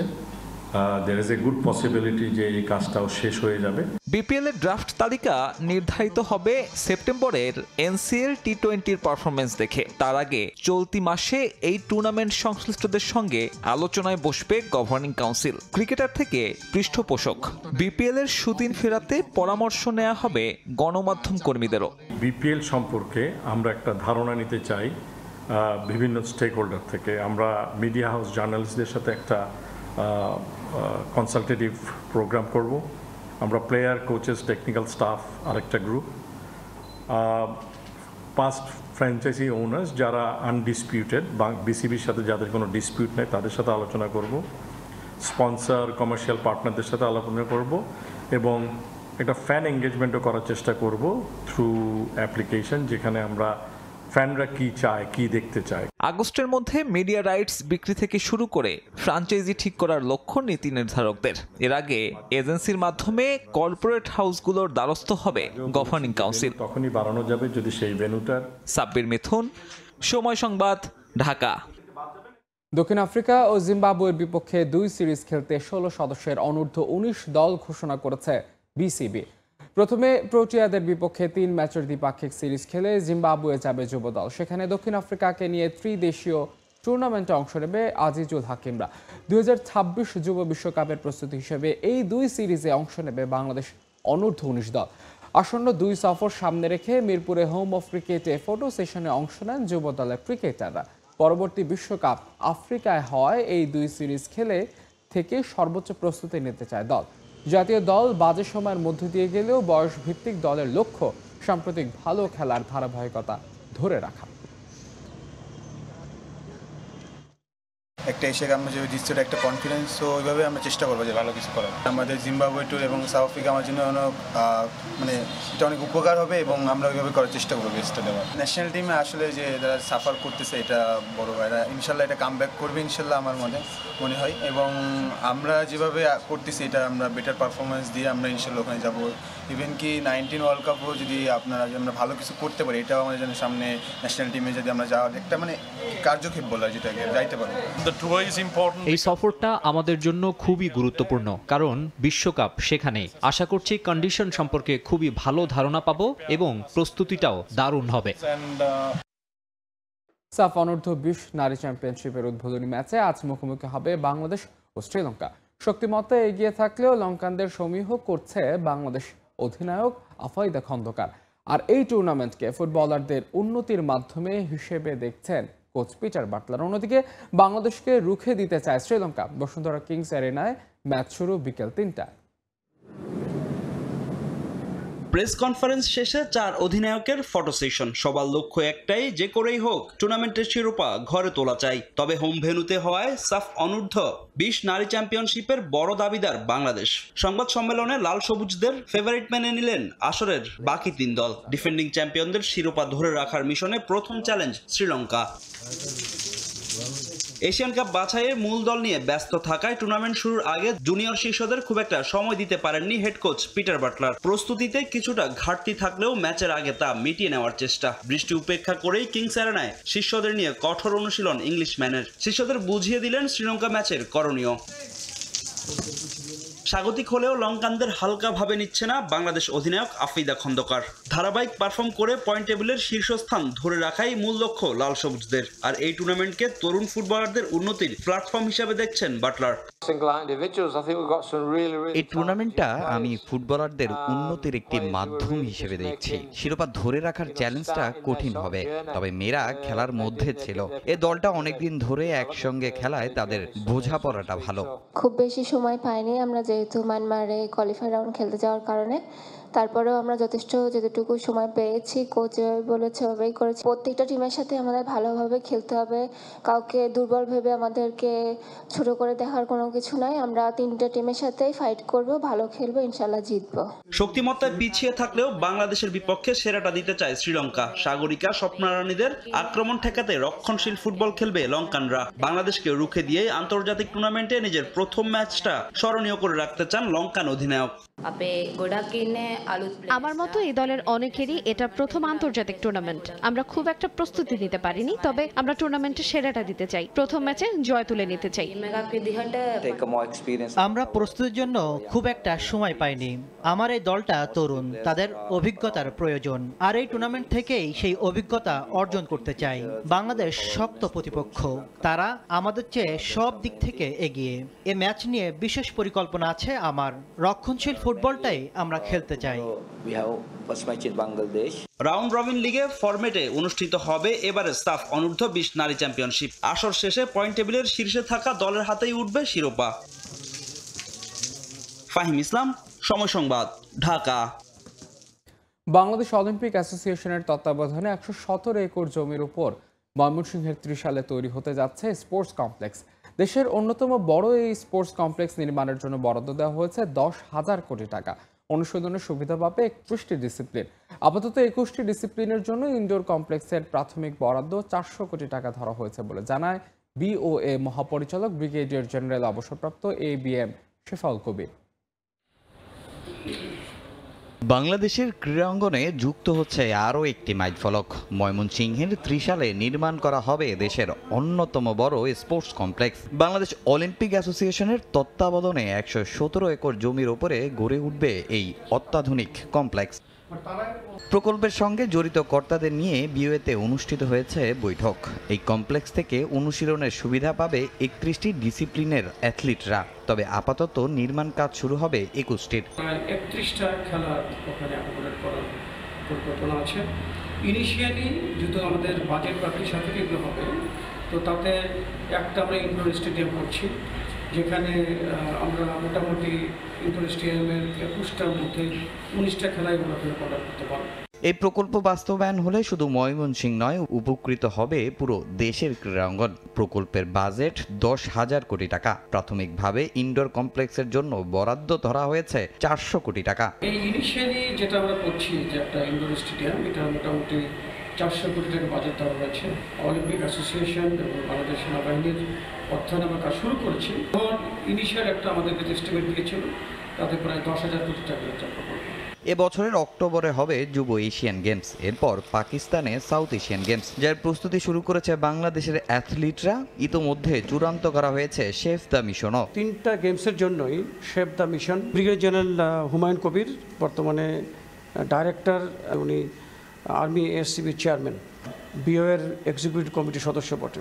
আপনারা হয়তো বা জানেন, এই আমাদের লাস্ট যে ইসি মিটিং হয়েছে সেখানে সিদ্ধান্ত হয়েছে যে ন্যাশনাল স্পোর্টস কাউন্সিল তাদের যে অ্যাক্ট মোতাবেক তাদের দায়িত্ব, সেই মোতাবেক তারা অলরেডি ইনিশিয়েট করেছে চিঠিপত্র প্রশিক্ষণের ব্যাপারে। এই 3টা গেমসেরই ব্যাপারে তারা এটার মনিটর করছে। আগামী বছর অনুষ্ঠিত হবে বাংলাদেশ গেম, এর পরের বছর বসবে যুব গেমসের আসর। তামিম হোসেন, সময় সংবাদ, ঢাকা। এ পর্যায়ে শীর্ষ সংবাদগুলো জানিয়ে দিচ্ছে আরেকবার। মানবতাবিরোধী অপরাধে শেখ হাসিনা সহ 3 জনের বিচার শুরু। সাক্ষ্য গ্রহণ 4 আগস্ট। রাত সাক্ষী হলেন সাবেক আইজিপি মামুন। নিরাপত্তার স্বার্থে নেওয়া হলো কারাগারের একক সেলে। ভোটের মার্কা হিসেবে শাপলা না রাখার সিদ্ধান্তে ক্ষুব্ধ এনসিপি। ইসির বিরুদ্ধে পক্ষপাতিত্বের অভিযোগ। আইন পর্যালোচনা করে সিদ্ধান্ত নেয়ার দাবি কমিশনের। আওয়ামী লীগের প্রায় সব মেগা প্রকল্পই দুর্নীতি আর ভুলে ভরা। সময় সংবাদকে পরিকল্পনা উপদেষ্টা। ব্যয় কমিশনে নকশা পরিবর্তনের কাজ করছে সরকার, সময় মতো বাস্তবায়নের লক্ষ্য। এবং দেশে প্রায় 26 লাখ গ্র্যাজুয়েট বেকার। শ্রমবাজারের নেতৃত্বে অল্প শিক্ষিতরা। শিল্পের সঙ্গে শিক্ষার মিল না থাকায় কারণ। পরিস্থিতি বদলাতে রাজনৈতিক সদিচ্ছায় জোর।